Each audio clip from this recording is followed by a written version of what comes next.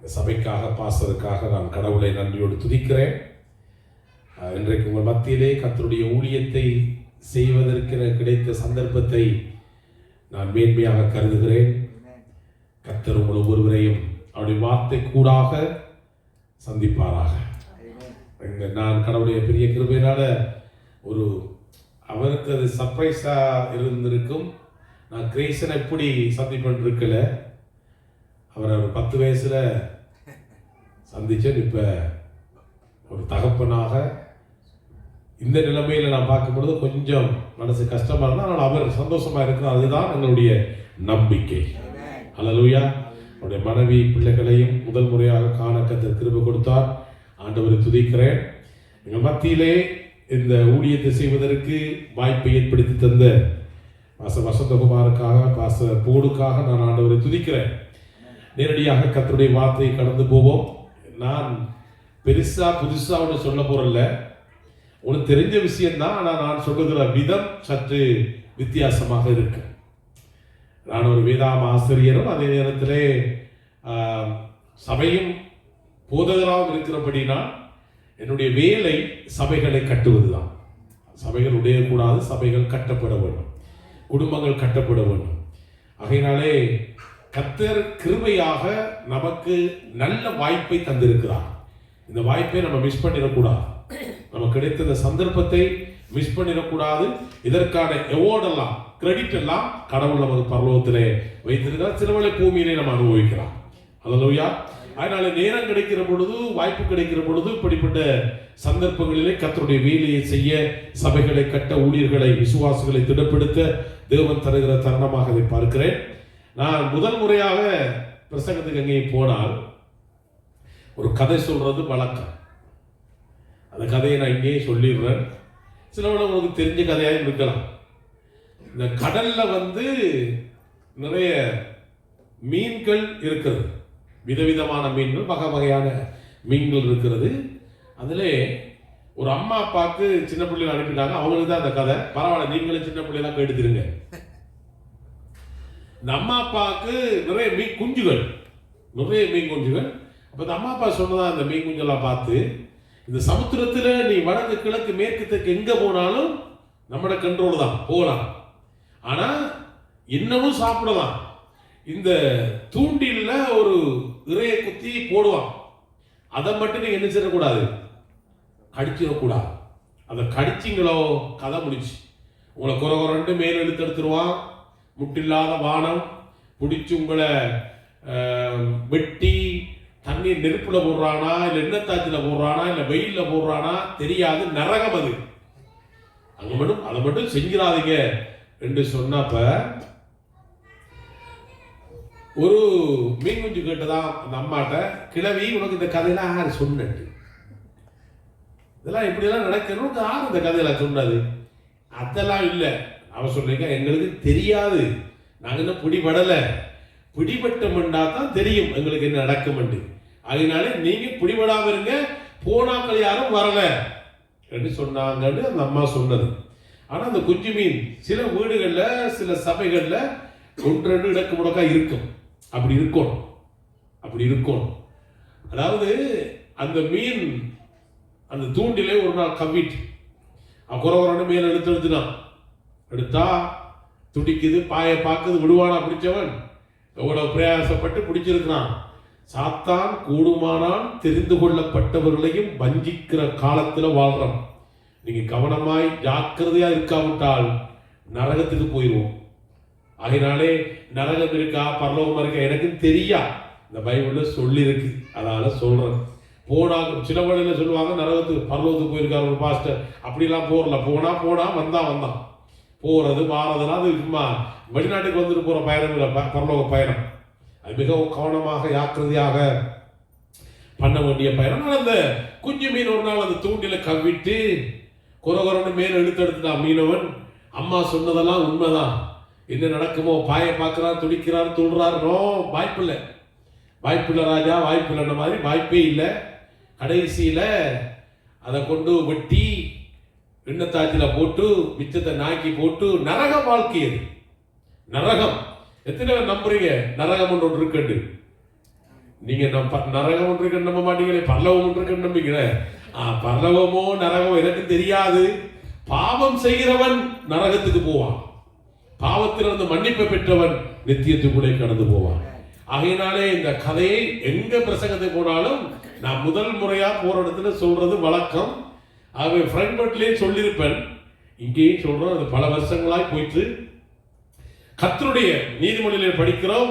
போதகத்தை வெறுத்தோமே, போதகத்தை மறந்தோமே, போதகர் சொன்ன கதைகளை கேளாமல் போனோமே என்று கதறுகிறார். அப்படிப்பட்ட அலறலை நாம் சந்திக்க கூடாது. கடவுள் நமக்கு கிருபையாய் இந்த நாட்களில் தந்திருக்கிறார். உலகத்திலே பல திடுக்கிடத்தக்க சம்பவங்கள் சம்பவிக்கிறது. இன்றைக்கு இருக்கிறவர்கள் நாளைக்கு இல்லை என்பது உலகத்தின் பெருமை. ஆனால் கர்த்தர் கிருபையாய் எங்களை இதுவரைக்கும் பாதுகாத்து வருகிறார். ஆமென். இதுவரைக்கும் சுமந்து வருகிறார். தொடர்ந்து அவர் உங்களை நடத்துவார். நான் கர்த்தருடைய வார்த்தையை கடந்து போய், என்னுடைய பெயர் கணபதி பிள்ளை தேவேந்திரன். என்னுடைய மனைவி விஜி, அவ கேத்தலிக் பின்னணியை சார்ந்தவன். நான் ஒரு இந்து பின்னணியை சார்ந்தனா. நான் ரசிக்கப்பட்டதுக்காக கர்த்தரை துதிக்கிறேன். ரசிக்கப்பட்ட பிறகு மீன் சாப்பிட வாய்ப்பு கிடைத்தது. அல்லேலூயா. அல்லாட்டி எங்களுக்கு மீன் சாப்பிடாம போயிருப்போம். ரசிக்கப்பட்ட பிறகுதான் அந்த மீன் சாப்பிட்ற பாக்கியம் கிடைச்சது. நான் நல்லவன் கிடையாது. இந்த வார்த்தை வேதம் என்னை நல்லவனாய் மாற்றியிருக்கிறது. நான் ரொம்ப மோசமானவன், பயங்கரமான ஒரு கேடி என்று சொல்லலாம். அது மிக மோசமான ஆள் என்ன அப்படின்னா, என்னை படிப்பிக்கிற ஆசிரியர்களுக்கே போட்டு சாத்துறாங்க. இப்பொழுதும் சில வேளை என்னுடைய மட்டக்களப்பில் இருக்கிறார் Sri Lanka red cross chairman Vasantharaja, அவர் தான் எனக்கு மேட்ச் படிப்பித்தார். நான் சிறு பிராயத்திலே 14 வயசிலே நான் ஆண்டவராகிய இயேசு கிறிஸ்துவின் வாழ்வின் இரட்சகராக மீட்பராக ஏற்றுக்கொண்டேன். அப்பொழுது பாடசாலையிலே படித்துக் கொண்டிருக்கிற பொழுது உங்களுடைய 37 பிள்ளைகள் படித்தார்கள். 37 பிள்ளைகளிலே 20 பொம்பளை பிள்ளைகள், 17 படியர்கள். கலவர ஸ்கூல்ல தான் படித்தேன். யுத்த காலம், பயங்கரமான காலங்கள். அந்த காலத்திலே நான் தான் அந்த ஸ்கூல்ல 37வது ஆள். கட்டிக்காரன் இல்லையா? 37வது ரேங்க் எனக்கு கிடைக்கும். இன்னொரு இருக்கான், அவன் விட்டுக்கிட்டு தந்தா நான் 36க்கு வருவேன். எங்க 2 பேருக்கு தான் போட்டி. நின்றாடி இருந்தா குத்து ஒரு வித்தியாசமான கொள்கையிலே வாழ்ந்து வந்தோம். ஆண்டவர் இயேசு கிறிஸ்துவை என் வாழ்வின் இரட்சகராக மீட்பராக 14 வயதில் ஏற்றுக்கொண்டு 15வது வயதிலே அப்பொழுது இந்த பாடசாலைகளுக்கு சில வேளைகளிலே போக கிடைக்காது. அதனாலே பிந்தித்தான் என்னுடைய படிப்புகள் போனது. நான் ஓலவல் எழுதும் பொழுதே ரொம்ப வயசு போய்தான் ஓலவலை எழுத வேண்டிய வயசுல நான் எழுதல. 14வது வயசுல ரசிக்கப்பட்டேன். 15வது வயசு ஃபைனல் எக்ஸாம்ல அதே பாடசாலையிலே நான் 1ஆம் ஆளாய் வர கர்த்தர் கிருபை கொடுத்தார். குருத்தோலை சோடிச்சு ஸ்பீக்கர் கூட்டி தான் எனக்கு சர்டிஃபிகேட் தந்தார்கள். அதுக்கு பிற்பாடு ஒரு 7-8 மாணவர்கள் என்னோடு சேர்ந்து நண்பர்கள் ரசிக்கப்பட இந்த வேதத்தை தூக்கித்தான் அவன் படித்தான் என்று சொன்னார்கள். அது உண்மைதான், அது சத்தியம். வேதத்தை தூக்கினவன் வெக்கப்பட்டு போக மாட்டான். வேதத்தை தூக்கினவன் பரிசுத்தமாய் வாழ்வான். வேதத்தை தூக்கினவனை கர்த்தர் உயர்த்துவார். ஒன்றும் இல்லாமல் இருக்கலாம், ஆனால் தேவன் நம்மோடு இருக்கிறார். வானத்தையும் பூமியையும் சந்திரனையும் சூரியனை படைத்த சர்வ வல்லமையுள்ள கர்த்தராகிய ஆண்டவராகிய இயேசு கிறிஸ்து நம்மோடு கூட இருக்கிறார். பக்கத்துல கை பிடிச்சு சொல்லுங்க, நீங்க ஒன்றை குறித்து கவலைப்பட வேண்டாம், கர்த்தர் உங்களோடு இருக்கிறார். அவர் நடத்துவார். இதுவரைக்கும் நடத்தி வந்திருக்கிறார். நீங்க நடந்து வந்த பாதைகளை திரும்பி பார்த்தா இந்த பைபிள் சின்ன பெரிய புத்தகம் எழுதலாம். ஆனாலும் தேவன் தொடர்ந்து நடத்தி கொண்டிருக்கிறார். நாங்கள் நம்மட கதை தான் பார்க்க போறோம். சில இடத்தை நீங்க பொருந்துவீங்களும் தெரியாது, எல்லாருக்கும் தெரிந்த ஒரு கதை, பரிச்சயமான ஒரு கதை. நான் 14 வயசோட என்னுடைய வாழ்க்கை முடிகிறது. எங்க அப்பா எனக்கு சாதகம் எழுதியிருந்தார். அப்பா எனக்கு சாதகம் எழுதியிருந்தார். 14 வயதோட என்னோட வாழ்க்கை முற்றும் என்று நான் மறித்து விடுவேன் எழுதியிருந்தார். 14 வயதுல தான் என் ஆண்டவராகிய இயேசுவை என் வாழ்வின் இரட்சகராக ஏற்றுக்கொள்ள எனக்கு கிருபை கிடைத்தது. சாதகம் என்று தலைப்பு போட்டிருந்து பாதகத்தை தான் எழுதுவார்கள். இருந்தாலும் கடவுள் கிருபையாய் எங்கள் ஒவ்வொருவருக்கு நல்ல வாய்ப்புகளை கொடுத்திருக்கிறார். நீங்கள் ரட்சிக்கப்படுவீர்கள் என்று நினைக்கவில்லை, இந்த வேதத்தை தூக்குவோம் என்று யாரும் நினைக்கவில்லை. நாங்களாம் நினைத்து பார்க்கலாது, கற்பனையில கூட தெரியாது. ஆனா கர்த்தர் ஸ்தோத்திரம், கர்த்தர் நல்லவர். மனுக்குலத்தை அவர் அதிகமாக நேசிக்கிறார், மனிதனை அதிகமாக நேசிக்கிறார். மனிதனை உண்டாக்கின கடவுள் மனிதன் உண்டாக்குவதற்கு முதல் ஒரு மனிதனுக்கு என்னென்னலாம் தேவையோ அவைகளை வகை வகையாய் பங்கு பங்காய் விதவிதமாய் உண்டாக்கி சிருஷ்டித்து படைத்து கொடுத்து கடைசியிலே தான் மனிதன் உண்டாக்கினார். இவைகளை ஆளுங்கள், அனுபவிங்கள், பண்படுத்துங்கள், பயன்படுத்துங்கள், பாதுகாவலமாயிருங்கள் என்று. ஆனா மனிதர்கள் தங்களுடைய சுயேட்சையினால் எழுப்புண்டு சிக்குண்டு பாவத்திலே விழுந்த பொழுது கூட அந்த கடவுள் மனுக்குலத்தை நேசித்தபடியால் விழுந்து போன தூதனுக்கு கை கொடுக்காமல் மனுக்குலத்துக்கு கை கொடுக்கும்படியாய் அவரே மனிதனாகி மனுமுறையேற்று மனுக்குலத்தை மீட்க மண்ணுக்கு வந்து தன் இன்னுயிரை கொடுத்து என்னையும் உங்களையும் மீட்டிருக்கிறார். ஆமென். என்னத்துக்கு மீட்டவர்? அவமானப்படுத்தல்ல, எங்களை அவதிப்படுத்துவதற்கல்ல, எங்களை ஆறுதலாய் சமாதானமாய் சாட்சியாய் பரிசுத்தமாய் இந்த பூமியிலே அவருடைய ஸ்தானாதிபதிகளாய் வாழ என்னையும் உங்களையும் மனுக்குலத்தை அவர் நேசிக்கிறார், தெரிந்து கொண்டிருக்கிறார், இன்னும் தெரிவு செய்து கொண்டே இருக்கிறார். என்னையும் உங்களை கர்த்தர் பாவிப்பாராக. ஒரு கதை வேதாகமத்தில் இந்த சம்பவத்தை நீங்க விளங்கிக் கொள்வதற்கு ஆதியாகமம் 12ஆம் அதிகாரத்தில் தொடங்கி 22ஆம் அதிகாரம் வரைக்கும் வாசிக்கணும். ஆதியாகமம் 12ஆம் அதிகாரம் 1ஆம் வசனத்தில் தொடங்கி 22ஆம் அதிகாரம் முடிய படிக்கணும், வாசிக்கணும், வாசிக்க முடிய பிரசங்க முடியும். ஓகே, அதுக்காக நான் வாசிக்கல, சம்பவத்தை சுருக்கமா கதையா சொல்லிட்டு போறேன், உங்களுக்கு இலகுவாக விளங்கக்கூடிய விதமாக. வேதாகமத்தை பலர் பலவிதமாய் பார்ப்பார்கள். நான் பார்க்கிற விதம் இது. எத்தனை பேர் ஒவ்வொரு விதமாக இருக்கும். அதுக்காக நான் பார்க்கிற விதம் தான் சரி, நீங்க பார்க்கிற விதம் பிழை அல்ல. ஒருவர் ஒரு விதமாக ஒரு பார்வை இருக்கிறது. ஆனால் ஆவியானவர் உங்களுக்கு என்ன தேவையோ அந்த விதமாக உங்களை அந்த பார்வைக்குள்ளே கொண்டு போவார். நான் பார்க்கிற இந்த பார்வையில் எல்லாரும் பாருங்கன்னு உங்களுக்கு சொல்லல. ஆனால் நான் ஒரு ஆசிரியராகவும் அதே நேரத்தில் பல மகாநாடுகளிலே கர்த்தரங்களிலே பேசுகிறபடினாலும் என்னுடைய பார்வை சற்று வித்தியாசமாக இருக்கு. ஆனால் வேதத்துக்குள்ளதாக இருக்கு. கர்த்தராகிய கடவுள் ஆபிரகாமை அழைக்கிறார் 12ஆம் அதிகாரத்திலே. ஆபிரகாமை அழைக்கும் போது ஆபிரகாமுடைய தகப்பனும் வந்து நோவாவுடைய வம்சத்திலே வந்ததில் ஒருவர் தான் தேறார். ஆபிரகாமை கடவுள் அழைக்கிற பொழுது ஆபிரகாமுக்கு இல்லை என்று சொல்லுவதற்கு ஒரு பிள்ளையை தவிர வேறொன்றும் இல்லை. அவருக்கு எல்லாம் இருந்த அவர் செல்வ சீமான். சீமான் இந்தியாவில் இருக்கிற சீமான் இல்ல, இது செல்வ சீமானாய் இருந்தார்கள் எதுவும் சொல்லுகிறது. ஆடு மாடு ஒட்டகம் கழுதை வேலைக்காரர்கள் தோட்டம் துறவு அவர் விக்கிரகங்களை செய்கின்ற தொழிலை செய்தாலும் கூட அந்த காலத்தில் இருந்த மக்களுக்குள்ளே அவர் மிகவும் ஒரு இப்ப இருக்கிற பில்கேஸை போல ஒரு பிரபலமான ஒரு நபராக இருந்தார். கடவுள் அவரை அசரதியாக ஆபிரகாமே என்று கூப்பிட்டு அழைத்தார். ஒவ்வொருவரையும் கடவுள் அழைக்கிறார், ஒவ்வொருவரையும் கடவுள் அழைக்கிறார். ஆனால் எத்தனை பேருக்கு நான் பேசுறது கேக்குது? கேக்குதா? கேட்கும், எல்லாருக்கும் நல்லா கேட்கும், விளங்கணும். என்ன செய்யணும்? விளங்கணும். கேட்கறது வர, விளங்குறது வர, பார்க்கறது வர, காண்கிறது வர. என்னடா அது புதுசா கதைக்கிறார் இருந்தால் வந்து கேட்கறது வர, விளங்குறது வர. எத்தனை பேருக்கு ஹிந்தி தெரியும்? ஹிந்தி தெரிஞ்சாங்க? ஹிந்தி ஹிந்தி தெரியுமா? தெரியாதா? எத்தனை தெரியா? ஆனா ஹிந்தியில கதைச்சா கேட்குமா? ஹிந்தியில கதைச்சா கேட்குதாரு. இப்ப நிறைய பிரசங்கங்கள் ஹிந்திலாம் போகுது சபைகள்ல. விளங்குதா சொல்ற தமிழ்? ஹிந்தியில தான் போகுது, கேட்குது, விளங்குது இல்லை. அதனால நான் இந்த ஒரு இன்னைக்கு தமிழ்ல பேசுவோம்னு வந்திருக்கேன், ஹிந்தியில பேசாம. ஹிந்தி கேட்கும், விளங்கா விளங்காம கேட்கறதுக்கு விளங்க வித்தியாசம். ஆனா தமிழ் வந்து கேட்கும், விளங்கும். அதனாலே இந்த பிரசங்கம் உங்களுக்கு கேட்க கூடாது, விளங்கணும்.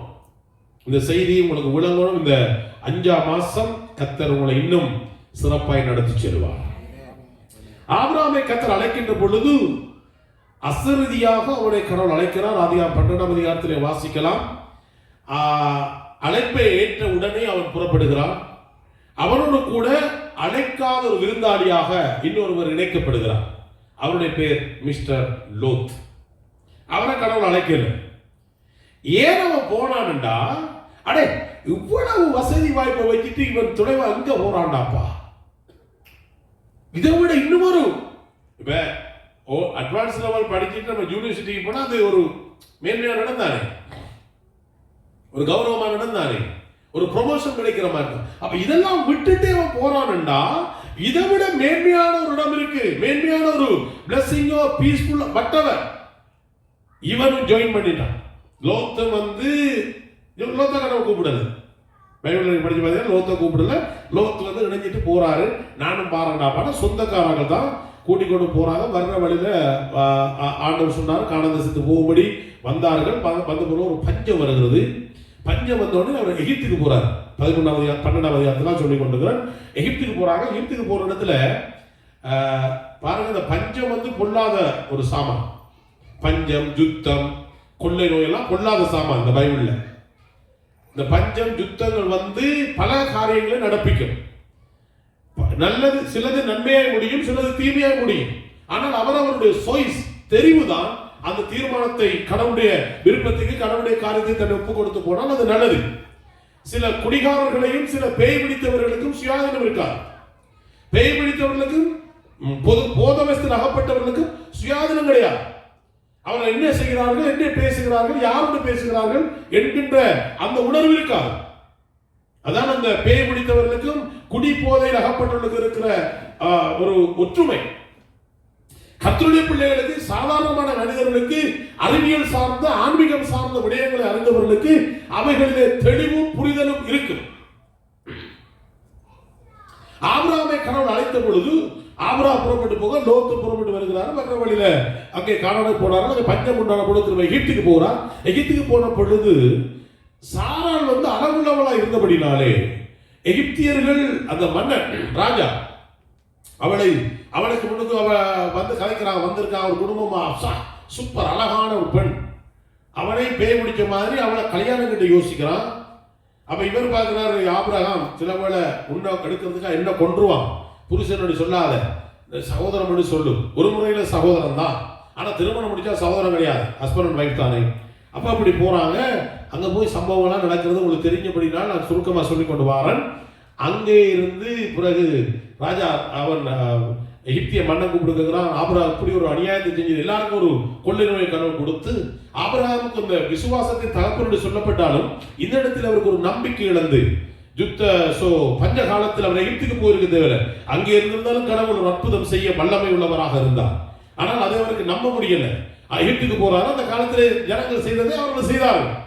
அந்த காலத்தில் இருந்த மாதிரி செய்தார்கள், போனார்கள், பார்த்தார்கள், அனுபவித்தார்கள். பிறகு வரும்பொழுது, திரும்பி வரும்பொழுது அந்த ராஜாவும் ஏரோது எகிப்திய மன்னனுக்கு ஆடு மாடு ஒட்டகங்களை கொடுத்து ஒரு வேலைக்காரியும் கொடுத்து அனுப்பி விட்டான். அவருடைய பேர் ஆகார்.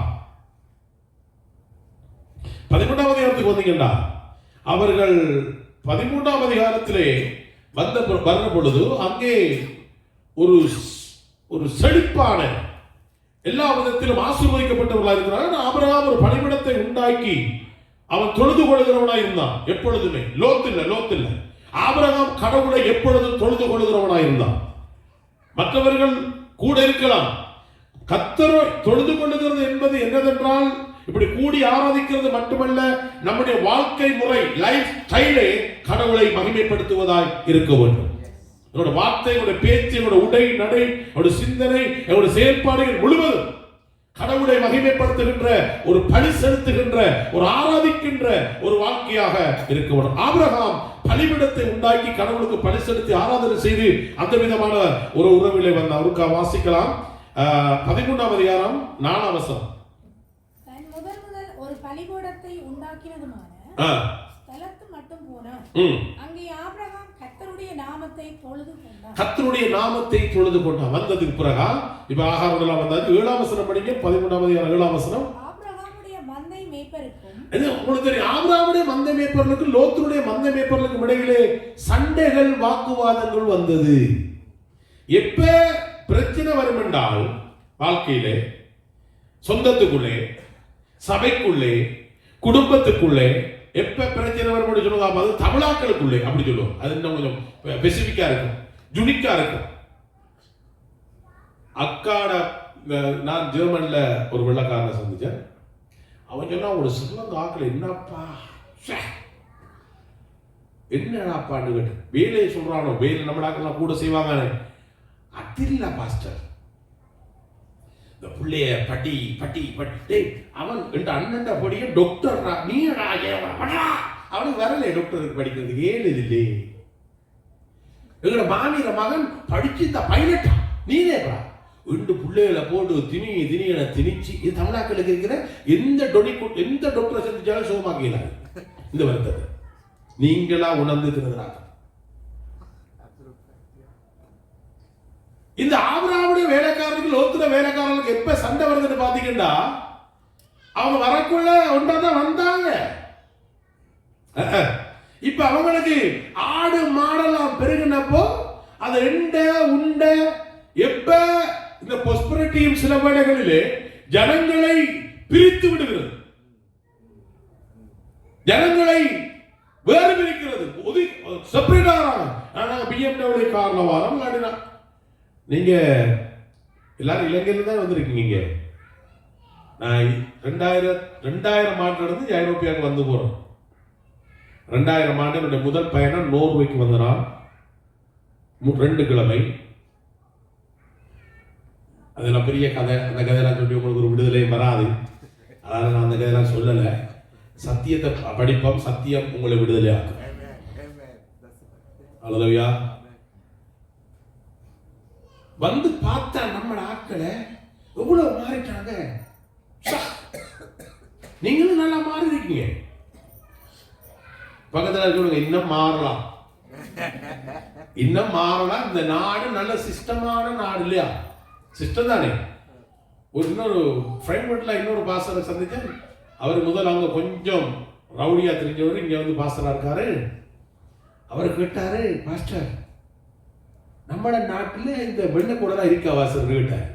அடே நீ கொழும்புல இருந்த துளைவா, கொழும்புல வெள்ளை கோடு இல்லையாடு இருந்திருக்கேனே, நம்ம கடந்தா தானே வாச தெரியும். இங்க வந்து எத்தனை வெள்ளை கோடெல்லாம் கடக்குறீங்க? மஞ்சள் கோடு தான். ஓ சோ மஞ்சள் கோடு, இங்க மஞ்சள். இப்ப அங்கேயும் மஞ்சள் கோடா மாத்திட்டான். எத்தனை பேர் இங்க மஞ்சள் கோடெல்லாம் மாறுறீங்க? என்னமா ஏன் தெரியுமா மாறுறேன்? ஃபைன் இல்ல, நாயே அதால போதும். நம்ம போக நமக்கு மரியாதை இல்லை. இந்த வெள்ளக்கார வளர்த்த நாய்க்கும் தமிழ வளர்த்த நாய்க்கும் இவ்வளவு வித்தியாசம். நீங்க சும்மா இரவுக்கு யோசிச்சு பாருங்க. இப்ப டைம் இல்லை.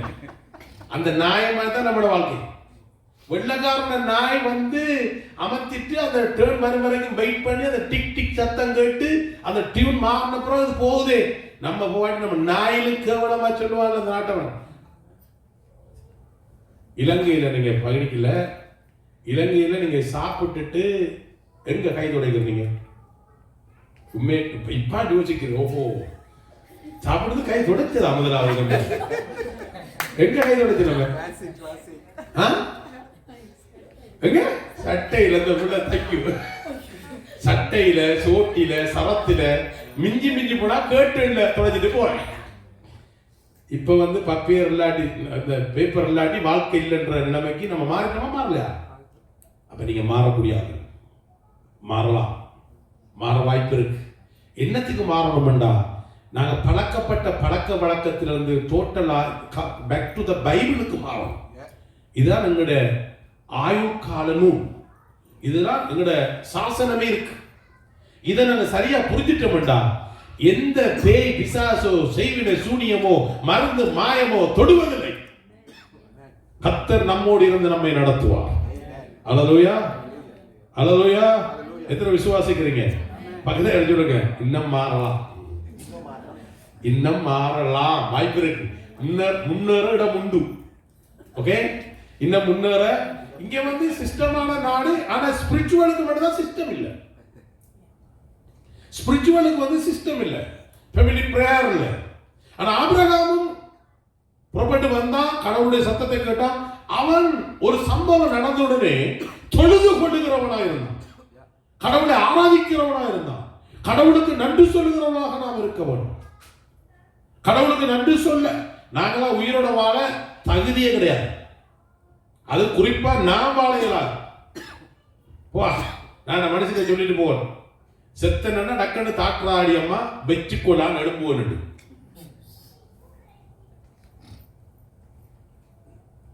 கடைசியாக இந்த 2019 இங்க ஐரோப்பியாவில் நான் நிற்கிற பொழுது கோவிட்ல மாட்டுப்பட்டு போன என்னோட இருந்த 3 பேர் செத்து போயிட்டாங்க. பைபிள் கேம்ப் ஒன்று நடத்திட்டு அந்த கூட்டத்தில் தான் அந்த கிருமி தொற்றுனது.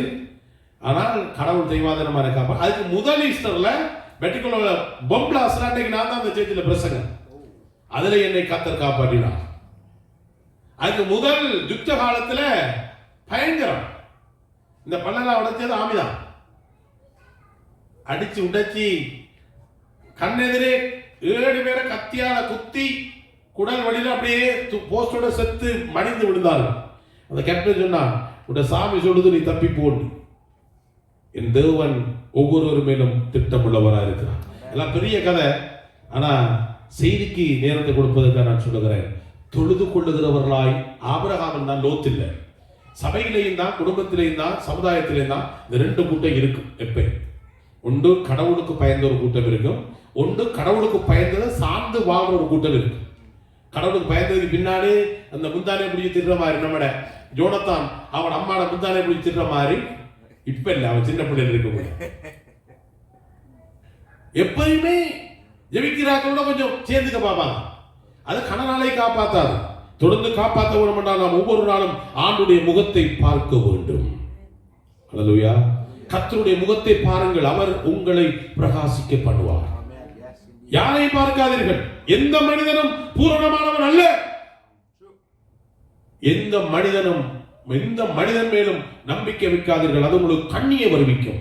கர்த்தரை நம்புங்கள், வாழ்வீர்கள், பிழைப்பீர்கள், கர்த்தர் உங்களை உயர்த்துவார். ஆபிரகாம் தொழுது கொள்கிறவனா இருந்தா. இப்ப சண்டை வந்த பிறகு, சண்டை வந்தா யார் விட்டு கொடுப்பா? தொழுது கொள்றவன் தான் விட்டு கொடுப்பான். ஜெபிக்கிறவன் தான், பைபிளை நம்புறவன் தான், ஆண்டவரை நம்புறவன் தான் விட்டு கொடுப்பான். சொன்னா லோத்துட்ட போய் லோத்து பாப்பா, உனக்கும் எனக்கு என்ன பிரச்சனை? என்னடா சண்டை ஒழிக்க? டேய் என்னடா சண்டை ஒழிக்க? இதுக்கு தானே வந்த நம்ம இங்க நம்மடாக்கள் பிடிக்கிற சண்டைக்கு. ஐயோ, ஐக்கிய நாடு சபை 1948ஆம் ஆண்டு தொடங்கினது. 3 பிரச்சனை ஷோர்ட் அவுட் பண்ண. இன்னைக்கு 300 கோடி பிரச்சனை இருக்கு. பிரச்சனை கூடி இருக்கு, ஒன்று ஷோர்ட் அவுட் பண்ண மாதிரி தெரியல. நம்மடாக்கள் வந்து இங்க பிடிக்கிற சண்டை. இவங்க சுவிஸ் வைக்கிறாங்க. சுவிஸ் தான் வல்லமையான நல்ல நாடு. ஜெர்மன்காரங்க நோட்டோட இதுக்கு இலங்கை சூப்பர் நாடு. அதை சொல்றது வருது இல்லை. இவங்களோட சண்டைகளும் சம்பளமும் வாக்குவாதங்களும் சபைகளும் பிரச்சனைகளும். ஆபிரகாம் சொன்னா, நீ வடக்கே போனா நான் கிழக்கே போறேன், நீ தெற்கே போனா நான் மேற்கே போறேன். ஏன் சண்டை? பொருண்டா போப்பா, பிரச்சனை வேணாம். ஜெபிக்கிறவன் எப்பொழுதும் விட்டு கொடுப்பான். ஜெபிக்கிறவன் எப்பொழுதும் விட்டு கொடுக்கிறவனா இருப்பான். செகண்டா போயிடுவான். செகண்டா போறது ஒரு நாளும் தோல்வி கிடையாது கிறிஸ்தவர்களுக்கு. செகண்டா போறது கிறிஸ்தவர்களுக்கு தோல்வி கிடையாது, அதான் வெற்றி. அல்லேலூயா. செகண்டா போயிட்டமே, ஐயோ வெக்கப்படுறதுக்கு ஒன்றும் இல்லை. என்ன வெக்கப்படுறோம்? ஆண்டவர் தான் வெக்கப்படும். ஒருவர் கூட பாத்திரமா இருக்காத காலத்திலே ஆண்டவராய் இயேசு கிறிஸ்து மனுக்குலத்தை மீட்பதற்காக பரலோகத்திலிருந்து இந்த பூமிக்கு இறங்கி வரும் பொழுது ஒருவரும் பரிசுத்தவான்களா இருக்கவில்லை. ஒரு பரிசுத்தவான்களோட ஒரு அவர் வரக்கூடிய, அவரை ஏற்றுக்கொள்ளக்கூடிய எந்த ஒரு நபரும் இருக்கவில்லை. இயேசு கிறிஸ்து தன்னை தாழ்த்தி அடிமையின் சாயலாய் மனித ரூபமாய் மனுக்குலத்தை மீட்க மண்ணுக்கு இறங்கி வந்தார். அவரை பின்பற்றுகிற நாங்கள் எப்பொழுதும் தாழ்ந்து போக தெரிய வேண்டும், விட்டு கொடுக்க தெரிய வேண்டும். இப்ப வந்திருக்கிற புதிய சொற்கள், அந்த ஈகோலாம் இப்ப வந்ததுதான். அது எந்த அளவுக்கு ஆட்கொண்டு தெரியுமா? சபைகளை, மக்களை, குடும்பத்தை, பிள்ளைகளை. ஒன்றுமே தெரியாது சில ஆட்களுக்கு. எல்லாம் தெரிஞ்ச மாதிரி நடிச்சு, மூக்கு உடைஞ்சு, பண் உடைஞ்சு, அவமானப்பட்டு எனக்கு இப்பயும் இந்த போன்ல கட விஷயம் தெரியும். நான் இங்க இருந்த மகன் இருக்க தம்பிட்டே இது ஒரு செஞ்சாடாமே இந்த ஃபீலிக்ஸ் பஸ்ல தான் நான் இங்க வந்தா போய் தெரிவேன் அதிகமா. அப்ப ஆக்கட்ட சொல்லிதான் டிக்கெட் போடுறேன். அப்ப அவன் சொன்னா ஒரு அப்பு கொண்டு அதை எடுத்தா நல்ல மண்ணு எடுத்துட்டன். இன்னும் நாம துறங்கிட்டு வரக்கூடாதெல்லாம் வந்துட்டு அப்படியே கொண்டாண்ட புல்லட்டை கொடுத்தா திருப்பி அதை ரீகரெக்ட் பண்ண தெரியாத நம்ம தெரியான்னு சொல்லிட்டு போறது நல்லது. ஆனா ஆபிரகாம் தாழ்ந்து லோத்துக்கு சொன்னான், உனக்கு பிடிக்கிறன்னா தெரியுது, இந்த எல்லாம் முழுக்க நம்மடாப்பா, நீ எந்த பக்கமாவது போன. அவரு கண்ணுக்கு குளிர்ச்சியான பச்சை பசறை என்ற சோத குமராவை சீர்கெட்டதான ஒரு மோசமான பகுதியை தெரிவு செய்கிறார். ஆபிரகாம் மலைப்பகுதியில் போய் அவருடைய வேலையை செய்கிறாரு. பிறகு நம்முடைய பார்த்து கொண்டு வரும் பொழுது சில ராஜாக்கள், 4 ராஜாக்கள் 5 ராஜ்யங்களிலிருந்து சோதம் குமராக்கு மேல படையெடுத்து வந்து அடிச்சு பிடிச்சி எல்லாரும் அள்ளிட்டு போயிட்டான். ஒரு எபிரேயன் வந்து சொல்றான் ஆபிரகாம்கிட்ட, உங்களோட வந்து அவங்களோட ஃப்ரெண்டை கொண்டு போயிட்டானு, அடிச்சுட்டு போயிட்டான். அப்படியா? நம்ம நிறைய விடுவோம். இது மட்டுமா இன்னும் வரும். நம்ம விட்டு போட்டு போனவருமே அவரு கொண்டு போய் செத்துட்டானா நல்ல மட்டும் எடுத்துட்டு அப்படி யோசிப்பீங்க. நீங்க எல்லாம் யோசிக்க மாட்டீங்க, யோசிக்கப்படாத தானே. ஆபிரகாம் அப்படி யோசிக்கல. ஆபிரகாம் யோசிச்சா கொண்டு போயிட்டானா லோத்து மனுஷி பிள்ளைகள் உடனே தன்னிட்ட இருந்த 318 பேர் இருந்தாங்க. அவங்களோட அவ்வளவு பேர் எடுத்துக்கொண்டு போய் அந்த படைகளுக்கு மேல விழுந்து அவ்வளவு பேரையும் மீட்டு கொண்டு வருகிறான். வருகிற பொழுதுதான் ஒரு மெல்கிசேதேக்கை சந்திக்கிறான். அது சாரோனின் ரோஜா ஆண்டவராய் இயேசு. அப்படிப்பட்ட இருதயம் உள்ளவர்களை, அப்படிப்பட்ட எண்ணம் உள்ளவர்களை, அப்படிப்பட்ட சிந்தை உள்ளவர்களை உங்களை படைத்த கடவுள் சந்திப்பார். கசப்போட கோபத்தோட நம்மளை விட்டுட்டு போனவர் தானே, அழிஞ்சு போகட்டும், திரண்டு போகட்டும், நாசமா போகட்டும், தொலைவா என்று நினைச்சீங்கண்டா நீங்க ஜெபிக்கிறார்கள் இல்லை. ஜெபிக்கிறார்கள் அப்படி நினைக்கிற ஆண்டவரே அவன் தெரியாம செஞ்சிட்டானப்பா, அவனை மன்னியும் அப்பா. எப்படி சொல்றாரு இயேசு சிலுவையில 7 வார்த்தையில் ஒரு வார்த்தை, பிதாவே இவர்கள் அறியாமல் செய்கிறார்கள், இவர்களை மன்னியும். அவன் ஆறு சொல்லலாத அறிஞ்சவன் தான் சொல்லணும். எங்க அறியலாம்? இந்த இதுதான் அறியலாம். கடவுள் யாரு, கடவுளுடைய தன்மை என்ன, குணம் ஏற்பட எங்களோட வாழ்க்கையில கடவுள் சர்வ வல்லமுள்ளவராக இருக்கிறார். எங்களோட வாழ்க்கையில கடவுள் போதுமானவராக இருக்கிறார். எங்களோட வாழ்க்கையில இன்றைக்கும் இப்பொழுது வரைக்கும் அவர் யாரெல்லாம் விட்டு கொடுத்து அவர்களுக்கு எங்களை விட்டு தான் போயிட்டால் அவர்களுக்காக பரிந்து மன்றாடி ஜெபித்து அவருடைய சமூகத்திலே அவர்களுக்காக கண்ணீர் விடுகிறவர்கள். ஒருவேளை எங்களுக்காக எத்தனையோ பேர் ஜெபித்திருப்பார்கள். நாங்கள் இன்னும் பல 1000 பேருக்கு ஜெபிக்க கடமைப்பட்டிருக்கிறோம். அல்லேலூயா. எங்களுடைய சர்ச்சில் 24 மணி நேரம் ஜெப குழாம் இருக்குது. எப்ப சுனாமி அடிச்சதோ அன்றைக்கு தொடங்கினாங்க. அந்த தேசம் அல்லலுள்ளப்பட்ட காலத்துல 24 மணி நேரம் ஜெபத்து ஆறுதலுக்காக ஜெபிக்க தொடங்கினோம். இப்பொழுது ஒவ்வொரு மணித்தியாலும் ஒவ்வொரு ஆள் தான் ஜெபிக்க தொடங்கின ஆட்கள் இல்லை அந்நியர்களுக்கு. இப்போ ஒவ்வொரு டைமுக்கும் 10 பேர் நான் பேசிக் கொண்டிருக்கிறேன், ஒரு டீம் ஜெபிச்சு கொண்டிருக்கும். அல்லது சொல்லுங்க, எனக்கா ஜெபிப்பாங்க, உங்களுக்கா ஜெபிப்பாங்க, ஆண்டவரோட வார்த்தை வல்லமையா புறப்பட்டு போகணும் ஜெபிப்பாங்க, பெரிய காரியங்களை கத்த செய்து கொண்டிருப்பாங்க. அல்லேலூயா. ஜெபிக்க ஜெபிக்க 24 இந்த விதவைகள், வயது முதிர்ந்தவர்கள், வாலிபர்கள், தாய்மார், தகப்பன் எல்லாருமே ஒப்புக்கொண்டு அவர்களா சொல்லுவார், நான் இந்த டைம் எடுக்கிறேன். அந்த டைம்ல எல்லாரும் இரவையில மட்டும் வீடுகள் இருந்து ஜெபிப்பார்கள், பகலையில் ஆலயங்கள் இருந்து ஜெபிப்பார்கள். எப்படி வசதியோ அவர்கள் ஜெபத்தை தொடர்ந்து பண்ணி கொண்டிருக்கிறார்கள். 2004ஆம் ஆண்டு சுனாமி அடித்ததோடு தொடங்கின ஜெபம் இன்று வரைக்கும் ஜெயத்தை பெற்றுக் கொண்டிருக்கிறோம். ஜெபிக்க ஜெபிக்க ஜெபிக்க ஜெபிக்க ஜெபிக்க சுபாவங்கள் மாறும். ஜெபிக்கிறனா என்ன? அவரோட நல்ல ஒரு relationship with God. That's all. விட்டு கொடுக்கிறான், காப்பாற்றுகிறான், மீட்டு கொண்டு வருகிறான், எல்லாம் படிக்கிறோம் இல்ல. இப்ப 14ஆம் அதிகாரத்துல அந்த சண்டை நடந்து மீட்டு கொண்டு வராங்க. 15ஆம் அதிகாரத்துல ஆபிரகாம் செல்வச்சீமானா இருந்தாலும் ஒரு குறை அவருக்கு இருந்துட்டு தான் இருக்கு. பிள்ளை இல்லைன்றது ஒரு பிள்ளை இல்லை தானே. அப்பதான் 15ஆம் அதிகாரம் 14ஆம் அதிகாரம் 15ஆம் அதிகாரத்துல ஒரு உடன்படிக்கை பண்றாரு. அந்த உடன்படிக்கை என்னன்னா, இந்த எல்லைகளை கொடுக்கிறார். நீ ஆள போற எல்லைகள், இந்த எல்லைகளில் எல்லாம் ஜனங்கள் எப்படி நிரம்ப போறார்கள், கடற்கரை மணலை போல, வானத்து நட்சத்திரத்தை போல. ஆபிரகாம் கூடாரத்தில் இருக்கிற பொழுது ஆண்டவர் வந்து சொன்னார், ஆபிரகாம் வா வழியில வந்தா வானத்தை பாரு. பகலிலையா? பட்ட பகலில வானத்தை பார்க்க சொன்னா பாக்குறான். வானத்தை என்ன தெரியுதுன்னு கேட்டாரு. நட்சத்திரம் தெரியுது. பகலிலே நட்சத்திரம் தெரியுமா? பார்த்தா தெரியும். அந்த கண்கள் உங்களுக்கு உதவும். என்ன முடியுமா? முடியாது. இத்தனை இப்படி உன் சந்ததியை நான் பெருக பண்ணுவேன். ஒரு வாக்குத்தத்தத்தை நான் உங்களுக்கு சொல்லுகிறேன். உங்களை கொண்டு கடவுள் இந்த லுசன் பட்டணத்திலே, கண்டோன்லே பெரிய அசைவை உண்டாக்க இவ்வளவு பேர் போதும். இயேசுவோட 12 பேர் தான் இருந்தாங்க. ஒன்று அவுட். 12 ஒன்று அவுட். ஒன்று தான் அவுட். 11 ஓகே. இந்த 11 வச்சுத்தான் இந்த உலகத்தை கடவுள் அசைக்கிறார். அல்லேலூயா. நம்ம பன்னெண்டுக்கு மேல் இருக்குல்ல, நம்ம போதும் இந்த பட்டணத்தை அசைக்கலாம், பட்டணத்தில் பெரிய மாற்றத்தை கொண்டு வரலாம். நம்ம ஜெபிக்கணும், நம்ம தொழுது கொள்ளணும், நம்ம தாழ்ந்து போகணும், நம்ம விட்டு கொடுக்கணும், பிரிந்து போறோம் அதாவது விலகி அவனுக்கா தொடர்ந்து ஜெபிக்கணும். ஏன்னா ஒவ்வொரு மனிதனுடைய வாழ்க்கையிலையும் கடவுள் ஒவ்வொரு திட்டத்தை வைத்திருக்கிறார். அந்த திட்டத்தை இந்த வரைபடத்திலே, அந்த வரைவிலே, அந்த பிளானிலே அதை நிறைவேற்றுவதுதான் நம்முடைய தொழிலாக, நம்முடைய நோக்கமாக, நம்முடைய மூச்சாக, நம்முடைய பிரயாசமாக இருக்கும். சோ 15ஆம் அதிகாரத்திலே இந்த குறைவுகளை குறித்து பேசப்படுகிறது. 16ஆம் அதிகாரத்திலே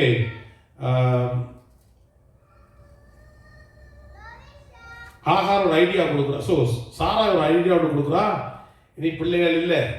அவர் நேரத்தில் 15ஆம் அதிகாரத்தில் 15ஆம் அதிகாரத்தில் அவர் நம்முடைய வேலைக்காரன், ஆபிரகாமுடைய வேலைக்காரன் மூத்தவன், அந்த வேலைக்காரனை தன்னை பிள்ளையாக்கி கொள்ளலாமோன்னு யோசிக்கிறார். கடை சொல்றார், no no no no no, அது இல்லை, உனக்கு உன் கற்பத்தில் உன் கருவில் உனக்கு பிள்ளை கிடைக்கும். எலியேசர். பிறகு சாரா என்ன செய்யறான்டா, ஆனார்ட்ட நீ சேர்ந்து பிள்ளையை பெற்றெடு, சந்ததியாரே வேணும், எனக்கு வயசு போச்சு, உனக்கு வயசு போகுது, எல்லாரும் வயசு போச்சு. அவ சரி என்று அங்க அதுக்கப்புறம் சம்பவங்கள் நடந்து அவ கருவுற்றா. கருவுற்றோடனே இங்க வீட்டை பிரச்சனை, வீட்டுக்குள்ள பிரச்சனை. முதல் லோத்து பிரிஞ்சு போனான், அப்புறம் இங்க இவன் பிரிஞ்சு போகல, பிரிச்சு அனுப்புறாங்க. ரெண்டு லொகேஷன், ரெண்டு சிச்சுவேஷன். இவன் நையாண்டி பண்றா, கேலி பண்றா, நான் சொல்லி பிரச்சனை பண்ண. ஆபிரகாமுக்கும் சாராய்க்கும் இடையில பிரச்சனை வந்து துரத்திய போனா. அவன் ஆபிரகாம் வந்து என்ன செய்ய, ஒன்றும் செய்ய வழி இல்லை, சூழ்நிலை அப்படிதான் இருக்கு, இப்பயும் அப்படித்தான் இருக்கு சில இடங்கள். என்ன செய்ய, துரத்து விடுறாங்க. அவன் போறா. போகல ஆண்டவர் கடவுள் இடையில சந்திக்கிறார் ஆகாரை. ஆகாரை சந்திச்சு கேட்கிறாரு, ஆகார் நீ எங்க போறா, இங்க இருந்து வாராண்டு தெரியாம கேட்கிறாரு. அவருக்கு எல்லாம் தெரியும். கேட்கிறாரு உங்கள்ட்ட, என்ன உங்களோட ஐடியா, உங்கள்ட்ட இப்பயும் கேட்கிறாரு உங்களோட ஐடியா என்ன, என்ன ஐடியா, எங்க இருந்து போறீங்க, இங்க வாரீங்க, என்ன செய்ய போறீங்கன்னு கேட்கிறாரு. அவருக்கு தெரியும் நீங்க என்ன செய்ய போறீங்கன்னு, உங்களோட ஐடியா என்னன்னு கேட்கிறாரு. அப்ப ஆகார் சொன்னா, இப்படிதான் ஆபிரகாம் நாச்சியார் இருந்து வாரன், எங்க போறேன்னு தெரியல, நான் செய்ய வழியில ஒரு சாகரத்தை தவிர வேற வழியிலன்ற மாதிரி அவ சொல்ற. ஆண்டவர் சொல்ற, நோ நோ நோ, திருப்பி எங்க போ, திருப்பி நாச்சியார் வீட்டுக்கே போ. உன் வயிற்றில வந்திருக்கிற பிள்ளை ஒரு ஆண்மகன், அவனுக்கு நீ இஸ்மவேல் என்று பேர் வை. நம்ம டாக்டர் வைப்பாங்களா இஸ்மவேலுடைய பேர்? நம்ம டாக்டர் வைப்பாங்களா? நம்ம டாக்டர் சாத்ராக் மேஷாக் ஆபேத்நேகோ வைப்பாங்க. அதெல்லாம் பிசாசுடைய பேர், அதில் வைப்பாங்க. இஸ்மவேல் என்றால் நல்ல பேர், கடவுள் சொன்ன பேரப்பா. சாத்ராக் மேஷாக் ஆபேத்நேகோன்றது அது அந்நிய தேவர்களுடைய பேர். அதைத்தான் வைப்பாங்க பிள்ளைகள். வடக்கில் ஒரு போதர் வச்சிருந்தாரு. நான் ஏனையா இந்த பேரை வச்சு, எங்களோட பெரிய போதர் சொன்ன மாஸ்டர், அந்த போதருக்கு பைபிள தெரியா மாஸ்டர், இது பேர பேர் மாஸ்டர். அவர் மாத்திட்டாரு இப்ப பிள்ளை பேரை. நான் எந்த பிள்ளைகள் ஒன்றுக்கு இந்த பைபிள்ல இருந்து பேர் வைக்கல. என் பிள்ளைகள்லாம் பைபிள் காலேஜில் படிக்கலாம் பிறந்தது. அப்போ வசந்தகுமார் சார், முருகையா சார், இவங்க அப்பா எல்லாம் கேட்பாங்க, பைபிள் இருந்து ஒரு பேர் வைக்கலையே பாஸ்டர், இந்த பைபிள் ஒரு நல்ல வழி இல்லையப்பா வைக்கிறதுக்கு. யார் இருக்கா நல்லா, எல்லாம் சிக்கலானாக்களா தான் இருக்காங்க. ஏன் நம்ம அதை வச்சு நம்மளோட பிள்ளைகளை சிக்கலாக்குவோம்? நம்ம ஒரு புது பேரை வைப்போம், டிரோனா, டிலாக்சி, டாக்டர் போச்சு. ரெண்டு பேர் தெய்வம் டி 3 டி வச்சேன். அப்படியே கேட்டு கொடுங்க, அப்படியே உடங்கி கொடுங்க. எங்களோட திட்டம், எங்களோட நோக்கம், எங்களை குறித்து கடவுள் வச்சிருக்க காரியத்தை சரியா விளங்கி கொண்டீங்கன்னா இந்த உலகத்துக்கு போய் நடமோ இல்லை, சொந்தத்துக்கு போய் நடமோ இல்லை. இன்னைக்கு எங்கட என் அண்ணன்ட மனைவி செத்து இருக்கிறான். இப்ப அடக்காரது நடந்து முடிஞ்சு. இங்க இருக்கிற ஒரு போதர் இருந்தார், நீங்க சேச்சிக்கு போறீங்களான்னு. என்ன சேச்சி போக, இங்க ஒரு சேச்சி தான் போறேன். என் மகளோட கல்யாணம் இங்க நடக்க போகுது நாளைக்கு. இன்றைக்கு மனுஷன் அப்பா செத்துட்டார் இலங்கையில. எல்லாரும் கேட்கிறாங்க, பாஸ்டர் கல்யாணமா? கல்யாணம் சொன்னபடி நடக்கும், அடக்கம் முறைப்படி அங்க நடக்கும். நம்ம நாட்கள் என்னன்னா ஏதோ அது பெரிய ஒரு இசுவா பார்க்குறாங்க. பரலோகத்துல போய் சந்திக்கத்தானே போறோம். நீங்க வெளிநாடு போறோம்ன்றீங்க, போகக்குள்ள ஒரு ஆளுக்கு கல்யாணம் நிறுத்தாண்டி போட வெளிநாடு போய் நிறுத்தாடுறீங்களா? அது 2-3-4 லட்சம் டிக்கெட் அநியாயம். அப்புறம் வந்து பார்க்கலானே, அப்புறம் நம்ம எல்லாரையும் பார்க்கலாம். விசுவாசிக்காக நாம சொல்லுங்க, கிறிஸ்துவுக்குள்ளே மரித்தவர்களை நம்ம சந்திக்கலாம். இதான் நம்பிக்கை, இதான் விசுவாசம். ஆக இந்த ஆனாரை கடவுள் சொல்றா, திரும்ப நீ நாச்சியாரை விட்ட போ போயிட்டா. அங்க போய் கஷ்டப்பட்டு வாழ அது இல்ல கதை. நமக்கு ஆபிரகாம் தான் முக்கியமான. திரும்ப ஆபிரகாம் சாராள் 16ஆம் அதிகாரத்தில் ஐடியா கொடுக்குறா. 17ஆம் அதிகாரத்தில் ஆபிரகாமுக்கு வயசு 99. அப்ப சாராளுக்கு எத்தனை வயசு? கட்டிக்காரங்க சொல்லலாம். ஆபிரகாமுக்கு வயசு 99. ஆதியாகமம் 17 உண்டு. 89 இப்ப ஒரு வருஷம் படிக்கும். 17 உண்டு. ஆபிரகாம் 99 வயதான போது கர்த்தர் ஆபிரகாமுக்கு தரிசனமாகி, நான் சர்வ வல்லமையுள்ள தேவன், நீ எனக்கு முன்பாக நடந்து கொண்டு உத்தமனாயிரு.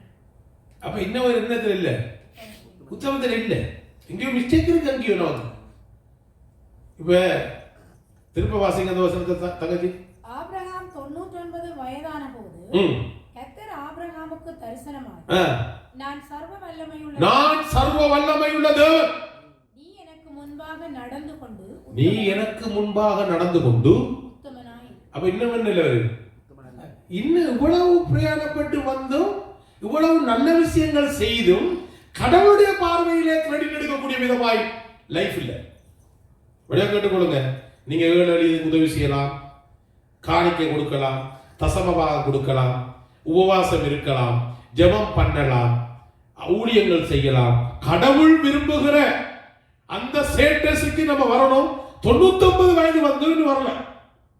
ஆனா ஆண்டவர் சொல்றாரு, இப்பயும் சொல்றாரு, எத்தனை பேருக்கு கேட்குதோ விளங்குதோ தெரியல, உத்தமத்தில் நடந்து கொள். எங்களைத்தான் ஆண்டவர் நம்பி இருக்கிறார் இந்த உலகத்துல. அவருடைய ஸ்தானாதிபதிகளா, அவருடைய பிரதிநிதிகளா, உத்தமத்திலே நடந்து கொள் அப்படி சொல்லி அவங்களோட கடவுளோட உடன்படிக்கை பண்ண. இந்த உடன்படிக்கை சந்ததியை, ஜெனரேஷன், அதாவது தலைமுறைக்கான உடன்படிக்கை பண்ணப்பட்டு 2 பேருடைய பேரும் மாற்றப்படுகிறது. ஆபிரகாமுக்கு ஆபிரகாம் என்றும் சாராய்க்கு சாரா என்றும் மாற்றப்படுகிறது. ஓகே, அவர் நம்புறார், நீங்க உத்தமமாய் நடப்பீர்கள். உங்களுடைய பேர்களையும் கர்த்தர் பாவிகளாயிருந்த நம்மளை நீதிமான்களாய் மாற்றியிருக்கிறார். அல்லேலூயா. துன்மார்க்கராய் இருந்த நம்மளை சன்மார்க்கராய் கர்த்தர் மாற்றியிருக்கிறார். அல்லேலூயா. நாங்கள் ஒன்றுக்கும் உதவாத பாவிகளாய் இருந்தோம், பரிசுத்தவான்களாய் கர்த்தர் மாற்றியிருக்கிறார். நாங்கள் உலகத்துக்கும் சாத்தானுக்கும் பிள்ளைகளா இருந்தோம். யோவான் 1:12 அவருடைய நாமத்தில் விசுவாசம் உள்ளவர்களாய் அவரை ஏற்றுக்கொண்ட எத்தனை பேரோ அத்தனை பேரும் அவருடைய பிள்ளைகளாகிற அதிகாரத்தை தந்திருக்கிறார். எத்தனை நாமே சொல்றீங்க? பக்கத்தை இப்படி சொல்லுங்க, நீ சாதாரணமான ஆள் அல்ல, நீ தேவனுடைய பிள்ளை. நீ சாதாரணமான ஆள் அல்ல, தேவனுடைய பிள்ளை. யார் தேவன்? சர்வ வல்லமை உள்ள தேவன். சர்வ வல்லமை உள்ள தேவன், the almighty God. Our he know everything. அவர் எங்கும் இருக்கிறார். அல்லேலூயா. எத்தனை நம்புறீங்க கடவுள் எங்கும் இருக்கிறார்? அப்ப எங்கேயும் அவர் இருக்காரு. போய் சொல்லக்கூடாதா? அவர்கிட்டயே கடவுள் இருக்காரு. களவெடுக்க கூடாது, கடவுளோடு இருக்காரு. தவறான வார்த்தைகளை பேசக்கூடாது, கடவுள் கேட்டுருக்காரு. நம்ம இலங்கையில் இருக்காங்க நம்ம ஆக்கள், நம்மளோட கூட்டாளி மாதிரிலாம் சேர்ச்சுக்குள்ள வரக்குள்ள மட்டும் பிடிக்க மாட்டாங்க. ஆனா கடவுள் அங்க இருக்காரு. கடவுள் எங்கும் இருக்காரு. ஆல்மைட்டி காட், சர்வ வல்லமை உள்ள கடவுள் உங்களை நம்பி ஒரு உடன்படிக்கை பண்ணியிருக்கிறார். அந்த உடன்படிக்கையை தான் நாங்கள் இங்கே நினைவு கூற போகிறோம். இன்னைக்கு அந்த உடன்படிக்கை நினைவு கூறுவோம். இந்த உடன்படிக்கையில் இதுக்கடையில் கடவுள் ஆபிரகாம் சாராவோட நேரத்தோடு பேசுகிறார். நான் திரும்பிட்டு வருவோம், வரக்குள்ள உனக்கு உற்பவ காலத்துல ஒரு பிள்ளை கிடைக்கும் 19ஆம் அதிகாரத்தில் நினைக்கிறேன். அவ சாரா நகைப்பா, சிரிப்பா, நமக்கே வயசு போச்சு, நமக்கு ஒரு பிள்ளை, இவருக்கு இளவருக்கு ஒரு பிள்ளை கிடைக்கத்தான் போகுது நகைப்பா. ஆனால் பாரு என்ன நகைச்சதோ உண்டு, இல்லை இல்லைன்னு போய் சொல்லுவான். அதனாலதான் நீங்க நகைச்சிங்கன்னு ஒருக்கா வாழ்நாள் முழுக்க ஈசாக்கு என்ற அர்த்தம் நகைப்பு. ஈசாக்கு என்ன பேர் அர்த்தம்? நகைப்பு. நீங்க பாருங்க, ஈசாக்குன்னா நகைப்பு. நீங்க நகைச்சிங்க பார்க்கக்குள்ள உங்களுக்கு அது நினைப்பு வரட்டு விட பிள்ளைக்கு பேர் வச்சாரு ஈசாக்கு. கடவுள் சர்வ வல்லமை உள்ளவர். அல்லேலூயா.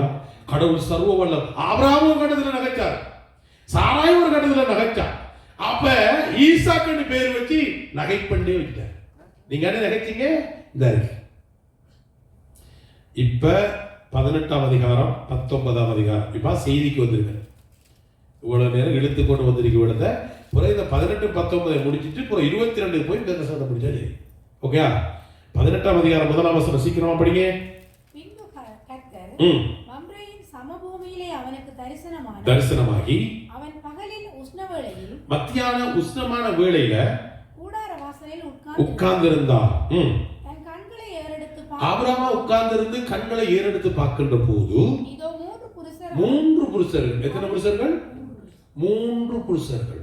அதுல தமிழ் வேதாகமத்துல கருப்பா கொட்டெழுத்துல போட்டிருக்கும் கர்த்தருடைய தூதர்.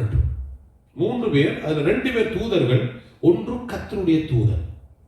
அந்த கர்த்தருடைய தூதர் கடவுள், ஆண்டவராய் இயேசு கிறிஸ்துவின் எடுக்கலாம். நீங்க கடவுள், அவர் ஒருவர் தானே கடவுள். அந்த கடவுளும் 2 தூதர்களும் ஆபிரகாமுக்கு தென்படுகிறார்கள், வருகிறார்கள், பார்க்கிறார்கள். ஆபிரகாம் காண்கிறார். வடிவா கேட்டுக்கொள்ளுங்க. நல்ல தெய்வ பயம் உள்ள, பரிசுத்தம் உள்ள, விசுவாசம் உள்ள, உத்தமமாய் நடக்கிற, கடவுளை தொழுது கொள்ளுகிற கடவுளுடைய பிள்ளைகளுடைய வீட்டுக்கு ஊழியக்காரர்களும் வருவார்கள், கர்த்தரும் வருவார். தூதர்கள் என்றால் இந்த ஓல்ட் பைபிள் டோட்டலா இந்த பைபிள் சொல்லுது தூதர்கள் என்றால் கர்த்தருடைய ஊழியக்காரர்கள். கர்த்தருடைய தூதன் என்றால் அது கடவுள். அந்த அந்த அந்த அதிகாரத்துல 1 2 எத்தனை வசனம் படிச்சீங்க? அடுத்த வசனத்தை படிங்க. ஆண்டவரே உம்முடைய கண்களில் எனக்கு கிருபை கிடைத்ததானால் நீர் உமது அடியேனை விட்டு கடந்து போக வேண்டாம். நீர் அடியேனை விட்டு கடந்து போக வேண்டாம். நான் கொஞ்சம் தண்ணீர் கொண்டு வருகிறேன். அவர் படிவ கேட்டுக்கொள்ளுங்க. கடவுளுடைய பிள்ளைகள் கடவுளுடைய ஊழியக்காரர்களை விசாரிப்பார்கள். விசாரிப்பார்கள் என்றால் ஆங்கிலத்தில் என்ன? ஹாஸ்பிட்டாலிட்டி. இது ஹாஸ்பிட்டாலிட்டி தான்.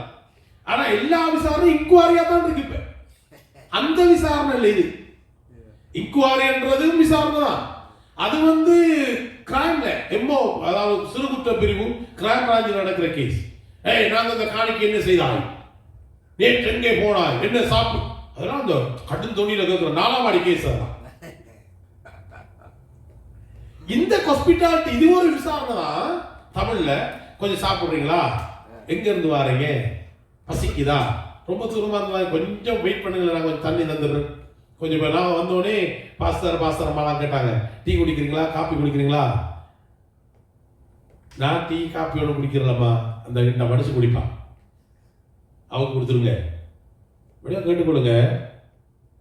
ஒரு ஊழியக்காரனை ஜெபிக்கிறவன் தான் ஒருவனை விசாரிப்பான், ஜெபிக்கிறவன் தான் ஒருவனை கட்டுவான், ஜெபிக்கிறவன் தான் ஒருவனுக்கு கொடுப்பான். ஜெபிக்கிறவன் கொடுத்தான்னா கதை முடிச்சு, ஜெபிக்காதவன் கொடுத்தான்னா ஊர் முடிச்சு.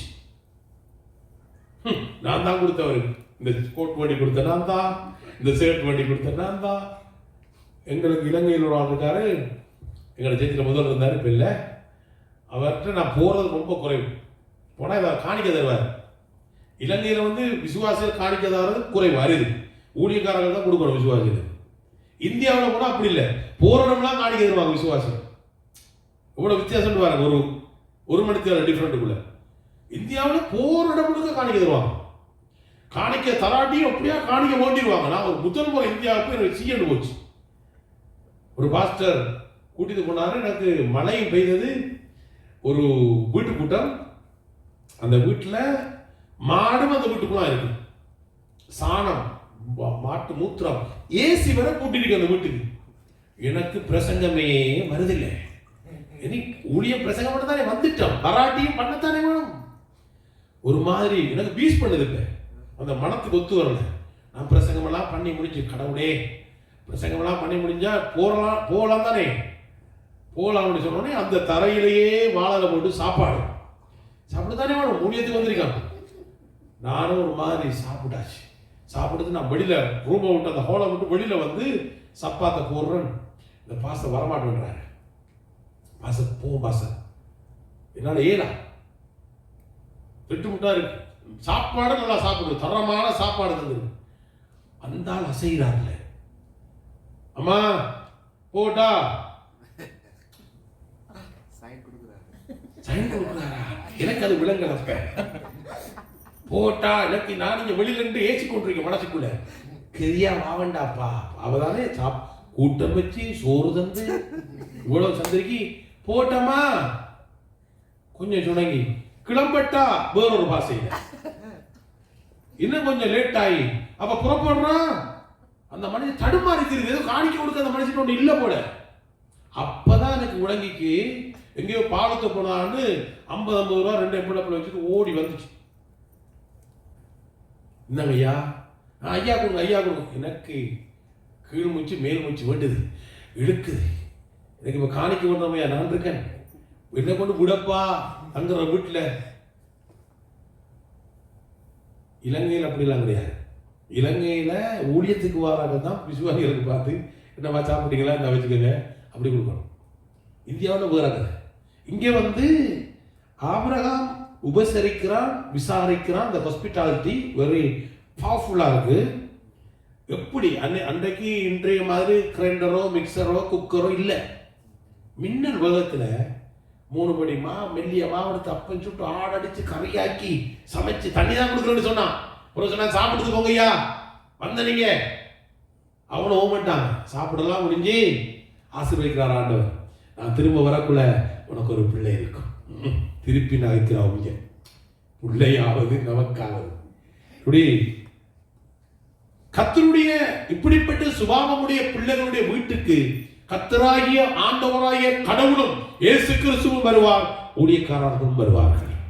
ஆமென். 19 படிங்க. லோத்து விட்ட வைத்தர் இருக்கா. அந்த 2 தூதரும் அங்க 2 பேர் தான் தூதர்கள். கடவுள் போகலங்க. ஏன்னா ஊழியக்காரர்கள் மலிவுதான். இங்கே ஊழியக்காரர்கள் கூடப்பா சபகுறைய பையன். ஐரோப்பியாவில் ஊழியக்காரர்கள் கூடப்பா. இந்தியாவில் நம்மட ஒகஸ்டின் ஜவுக்கு போனதான் சொல்லுவாரு, இந்தியாவில் இருக்கிற தமிழ்நாட்டில் இருக்கிற ஊழியக்காரர்களை விட சபையை விட ஊழியக்காரர்கள் தான் ஐயா கூட. நீங்க புறப்பட்டு வட மாநிலத்துக்கு போங்க ஐயாண்டு அப்படியே கண்டுகொள்ளுங்க. ஊழியக்காரன் லோத்து விட்ட போகலாம், ஆனா கடவுள் போக மாட்டார். இங்கே சிலவுல நீங்க இல்லாட்டி பாஸ்டர் சிலவுல ஏதாவது ஒரு ஒழுக்காற்று நடவடிக்கை ஒரு டிசிப்ளின் எக்ஸாரோ என்ன ஒரு ஒரு ஆலோசனை கொஞ்சம் இறுக்கமா சொல்லிட்டாங்கன்னா, எங்களை சேர்ச்சியில ஒரு அம்மா இருந்தா, நான் இப்படிதான் வெளிநாட்டுக்கு வந்துட்டேன், அங்க பிரசங்கம் பண்ண ஒரு பாஸ்டர் அவங்க சொல்லிக்காரு, அம்மா நீங்க பைபிளை வாசிக்காதீங்க சேர்ச்சில, இந்த பாலிய பசங்க வாசிக்கணும் என்று சொல்லிக்க. அப்படி சொன்னதால அவ கோவிச்சு சபைக்கு வர மாட்டேன்னுட்டா. நின்ற கையோட அவங்க சோம் இல்லாம போச்சு, ரொம்ப பாடுபட்டான். அப்ப நான் வெளிநாட்டுல இருந்து போறேன், 3 மாசத்துக்கு அப்புறம் போக வந்தேன்டா. அப்படி 3 மாசத்துக்கு அப்புறம் போறேன். அவன் 3 மாசமா சேர்ச்சிக்கே வரலையா. ஐயா வந்தவனே காய்ச்சிட்டு நான் 2 ஒரு முடிவு, அவன் இழுத்து தான் கிடக்கா. அப்ப நான் போனேன், என்னமான்னு கேட்டேன். இப்படி சொல்லி போட்டார் ஐயா, தம்பி என்னை பைபிளை படிக்க வேண்டாடு, வாழ்க்கையில படிக்க வேண்டான்னு சொல்லிட்டாரான்னு கேட்டேன். சேர்ச்சியில வாலிப பிள்ளைக்கு சான்ஸ் கொடுங்கம்மா, நீங்க பேசாதீங்கன்னு சொல்லிக்காரு. தப்பா சரியா? அதான் கேட்டுக்கொள்ள. அது இவர் இப்படி சொல்லலாமா கொள்ளலாமா 1000 குற்றங்களை சொல்லி என்ட்ரிலாம் போட்டு கம்ப்ளைண்ட் பண்ணிட்டு இப்ப ஆளுக்கு வருத்தம், அம்மாக்கு தான் வருத்தம். நான் சரி ஓகே அதெல்லாம் விட்டு மனம் திரும்ப முடியும். இவரும் வந்து என்ன மனம் திரும்ப சொல்றாருன்னே, இந்த செக்கிலாடி எனக்கு இன்னொரு செக்கிலாடி அங்கே போயிட்டான். இப்போ போய் 5 வருஷம். இப்போ கோளுக்கு மேலே கோடு எனக்கு காணிக்கையை கொடுத்துருப்போம், அவையும் வந்து காணிக்கிறோம். நான் அங்காம வரப்போறேன் ஐயா, உங்களோட செக்கிலா ஐயா ஊழியம் செய்யலாம். அப்படியே கேட்டுக்கொள்ளுங்க, வடிவாக கேட்டுக்கொள்ளுங்க. ஊழியக்காரருக்கு நிறைய பேர் இருக்காங்க, வாங்க வாங்க உங்கள்கிட்ட நாங்கள் வரோம், நீங்கள் எங்கள்கிட்ட வாங்கன்னு சொல்றதுக்கு ஆட்கள் இருக்காங்க. கடவுள் வாரம் தான் நல்ல இடம். அல்லேலூயா. எத்தனை பேர் விளங்குது நான் சொல்றது தமிழ்? லோத்திட்ட கடவுள் போகல. ஆபிரகாம் எத்தனை தூதர் போனாங்க? 3. வடிவா படிக்கணும் நீங்க. லோத்திட்ட 2. சிலவனா அங்கேயும் இன்னும் 4-5 தூதர் வரலாம், கர்த்தர் வர மாட்டார். கர்த்தருடைய தூதன் ஆபிரகாம்கிட்ட மட்டும் நின்றுட்டார், லோத்திட்ட போகல. லோத்திட்ட கடவுள் ஊழியக்காரர்கள் சொன்னாரு, ஊழியக்காரர்கள் போவாங்க, நம்ம போகத்தானே வேணும் போக சொன்னார். ஊழியக்காரர்கள் வேற சபைக்கு போற விசுவாசிட்ட போவாங்க. ஆனா வடிவங்கன்னு கூட ஊழியக்க நீங்க இல்லாட்டி பாசர் போல் நீங்க இல்லாட்டி எனக்கு என்ன, எனக்கு எத்தனை ஊழியக்காரர் தெரியுமா, நீங்க போகலாம், தப்பு கிடையாது. நான் கதையை முடிவு மட்டும் பார்க்கணும். ஆபிரகாம் கதையை பார்க்கணும், லோத்து கதையும் பார்க்கணும். ரெண்டு பேரோட கதையும் டிஃப்ரெண்ட் கைண்ட். ஆனால் ஒரு இடத்துல தான் வராங்க. இந்த ஆபிரகாம் சாப்பாடெல்லாம் கொடுக்குறாரு, சாப்பிட்டு போறாங்க. லோத்து வந்து அடுத்த வருஷம் படிங்க 19 லோத்தா நீங்க 19 அதிகாரம், ஆபிரகாம்னா 18 அதிகாரம். Right, okay. ஆண்டவன்மார்களே, அடியேனுடைய அவனுக்கு வீட்டு ஒரு ஐடியா இல்ல, அவனுக்கு தெரியும் போல விஷயம். இவர் ஜெபிக்கிறதும் இல்லை, தாழ்மையும் இல்லை, சண்டை பிடிக்கிற ஆள் கூட இருக்கு, ஒரு தேவையில்லாத ஒரு ஆள் இருந்தார். ஆனா இந்த ஆள் ஆபிரகாம் இங்கே ஊழியக்காரங்களை கடவுள் போக சொல்றதுக்கு ஒரு நோக்கம் இருக்கணும், பார்ப்போம் என்னண்டு. இப்ப இவங்க போய் ஊழியக்காரன் சொல்றாரு லோத்து வந்து ஆண்டவன் பாரு படிங்க. அடியேனுடைய வீட்டு முகமாய் நீங்கள் திரும்பி உங்கள் கால்களை கழுவி ராத்தங்கி காலையில் எழுந்து பிரயாணப்பட்டு போகலாம் என்றார். ஓ, இவர் கூப்பிடுறாரு, வாங்க தம்பி வாங்க, ரோட்ல நிக்காதீங்க, வீட்டை வந்து தங்கி சாப்பிட்டு காலையில போகலாம். அப்படியே கேட்டு போடுங்க கதையை. உங்களோட வீட்டை 2 பொம்பளை பிள்ளைகளும் இருக்கு, இருக்கா இல்லையா? இருக்கக்குள்ள ரோட்ல இனம் தெரியாத முகம் தெரியாத 2 பொடியன்னு நிக்கானு, கூப்பிடலாமா வீட்டை வாங்கடாட்டு? ராத்தங்கிட்டு விடிய போட்டான், இரவே கல்யாணம் நடக்க போகுது போல. இதான் கூட்டி கொடுக்குற வேலை. ஏன்னா அந்த ஊர்ல கல்யாணம் கட்டியலாது. சோதமுமரான்றது எப்படிப்பட்ட ஒரு மிகவும் அவலட்சணமான கேவலமான சுய புணர்ச்சி, ஓரின சேர்க்கை. ஆண்கள் மிக படு மோசமான அந்த பிள்ளைகளுக்கு ஒரு மாப்பிள்ளை அவங்க பிடிக்கலாம். உண்மை.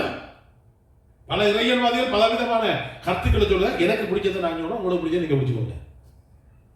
அவர் ராவைக்கு கூப்பிட்டது என்னண்டா, இரவைக்கு இந்த 2 பிள்ளைகளுக்கு கல்யாணத்தை கட்டி வச்சு ஜெபிக்காதவன் கடவுளை தேடாதவன் இப்படி குறுக்கு வழிகளை தான் கையாளுவான்.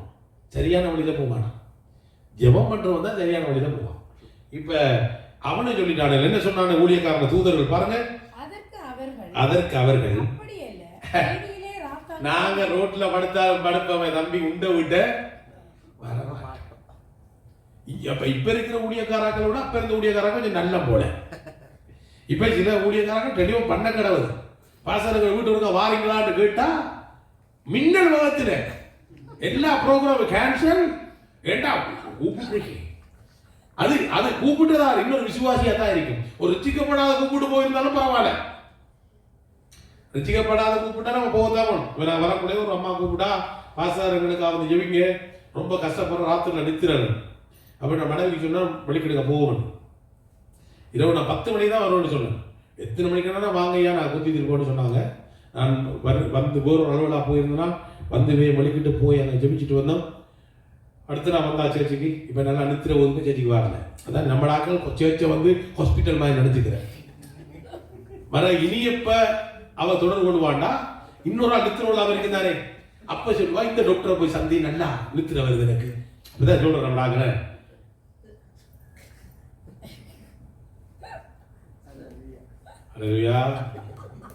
இருக்கீங்களா? கேக்குதா?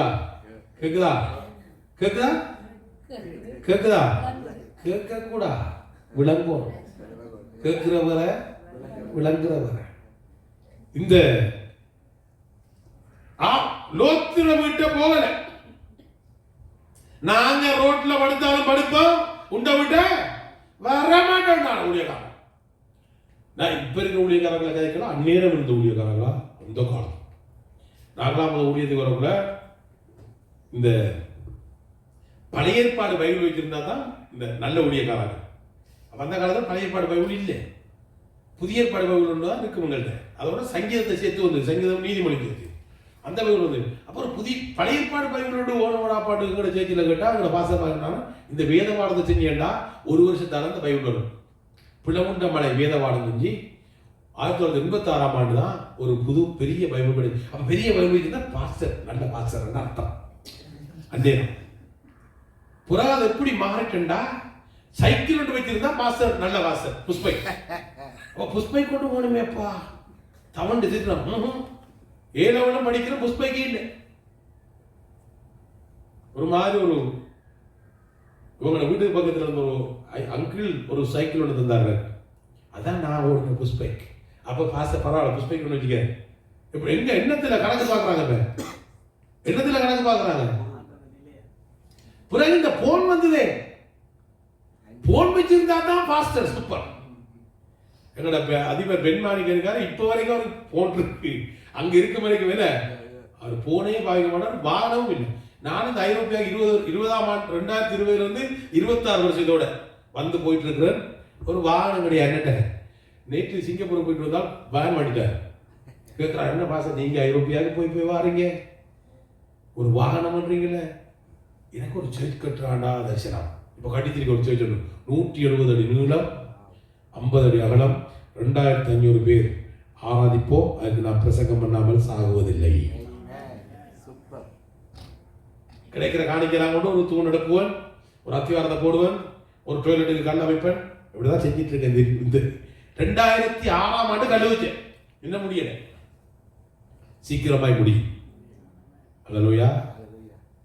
எனக்கு தம்பி வேன் ஒரு ஐடியா இல்லை, இப்ப கார் ஒரு ஐடியா இல்லை. அப்ப என்ன பாச விட போறீங்க? எனக்கு இந்த மோட்டர் சைக்கிள் போதுமாப்பா, எங்கிட்ட மோட்டர் சைக்கிள் தான் இருக்கு, இந்த மோட்டர் சைக்கிள் போதும். நீங்க கொழும்பு குறைச்சுனாலும் பேர் வந்த மோட்டர் வைக்கல, யாழ்ப்பாணத்துக்கு வரைச்சுனாலும் பேர் வந்த மோட்டர் சைக்கிள், கண்டிக்கு போச்சுனாலும் குடும்பத்தோடய போவோம் கண்டிக்கலாம் மோட்டர் சைக்கிள். என்ன கிரேஷன்? எஸ், அவ்வளவுதான் சாட்சி. எல்லாரும் ஆடிப்பாங்க, இந்த வைக்கிலையா வந்த எந்த வைக்கிலையும் வரலாம். உங்களுக்கு என்ன வேணும்? நம்பிக்கையும் விசுவாசமும் கடவுளோட வழிநடத்தலும் தான் சரி. அது நான் மனைவி 2 பிள்ளைகள் CD50 பைக்ல போறோம்னா யோசிச்சு பாருங்க. CD50 அக்குற நேத்து ஏறாது, இறங்கி தான் ஊட்டி போகணும். அக்குற நேத்து ஏறாது, இறங்கி ஊடித்தான் போறேன். வாஞ்சை, தாகம், பாரம், சோக்கு பண்றது, மாலை போடுறது, மோதிரம் போடுறது, செயின் போடுறது இல்லை நம்மட வேலை. நம்மட வேலை ஆண்டவர் ராஜ்யத்தை கட்டுவது. அந்த ராஜ்யத்தை கட்ட கடவுள் கிருபை கொடுத்திருக்கிறார். இந்த ஊழியக்காரர்கள் அங்க போக மாட்டேன்ட்டாங்க. இப்ப இருக்கா அங்க போயிட்டு போக மாட்டேன்ட்டாங்க. இவரை பார்த்துட்டு பிறகு ஆபிரகாமிட்ட போமா. 6ஆம் வசனம் படிங்க.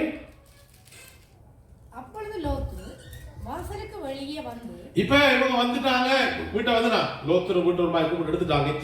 கெஞ்சி மண்டாடி கடவுள்கிட்ட எப்பயுமே மனிதனிட்ட கெஞ்சிறது டேஞ்சர்.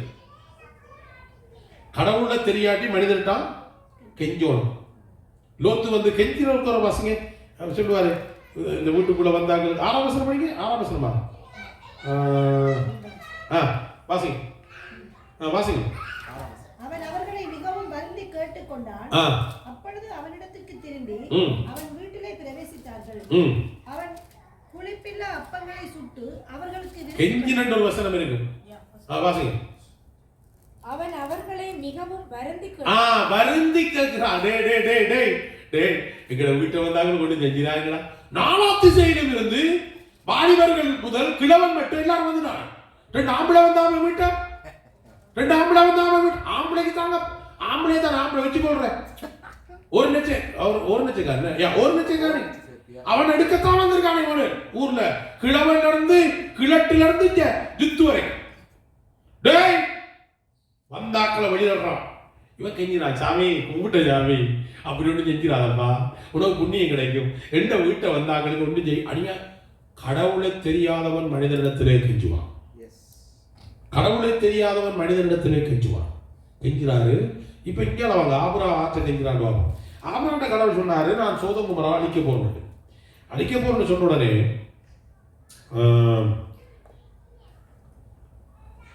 22ஆம் வசனம் படிங்க.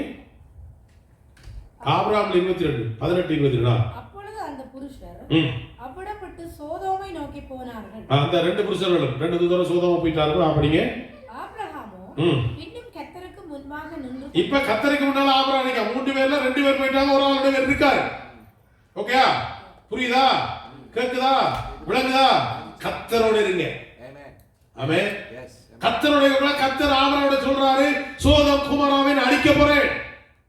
கடவுளோட இருக்கிற பிள்ளைகளுக்கு கடவுள் ஒன்றையும் மறைக்கிறவர் அல்ல.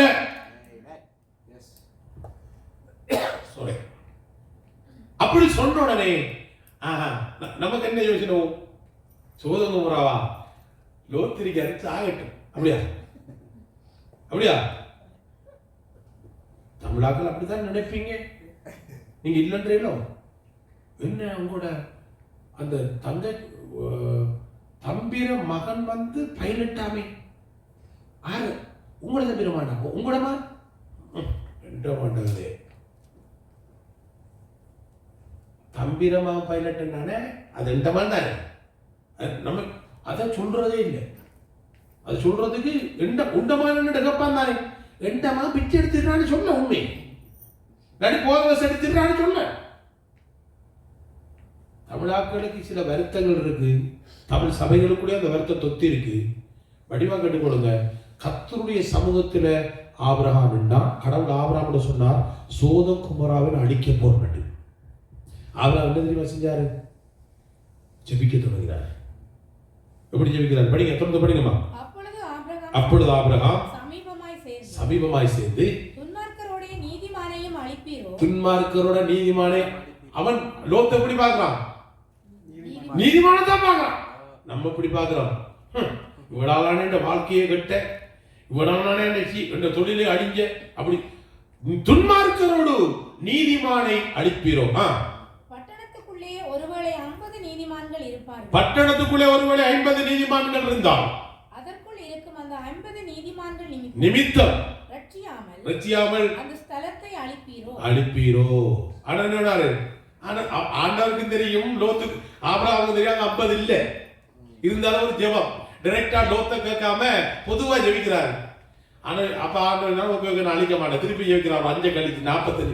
ஆண்டவரே கொஞ்சம் எக்ஸ்கியூஸ் மீ, கொஞ்சம் இன்சுலிங்கம்மா. என்னது சொல்லுங்க? ஒரு 45 இருந்தா என்ன மாதிரி?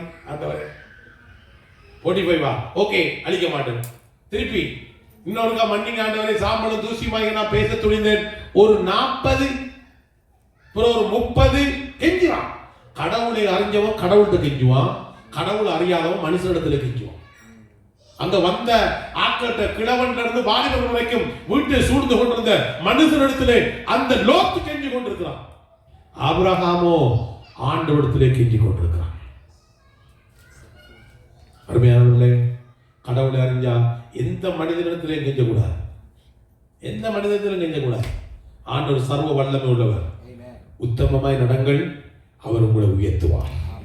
சத்தியத்திலே நடங்கள், எந்த சத்துருவும் உங்களை தொடாமல் பார்த்துக்குவார். கர்த்தர் சர்வ வல்லமை உள்ளவர். மனிதனிடத்தில் அப்படி ஜெபிச்சு ஜெபிச்சு ஜெபிச்சு கடைசி 10ல வந்து நின்னா அங்க உண்மையா நாளைதான் கிடக்கு. இந்த நாளை கேட்கலாம், டைரக்டா கேட்கலாம். ஆண்டவர் சொன்னார், அந்த ஜெபத்திர வல்லமை அங்க என்ன செய்யறா. அதுக்கு இன்னொரு பகுதி இங்க வாங்கிட்டு போவோம்.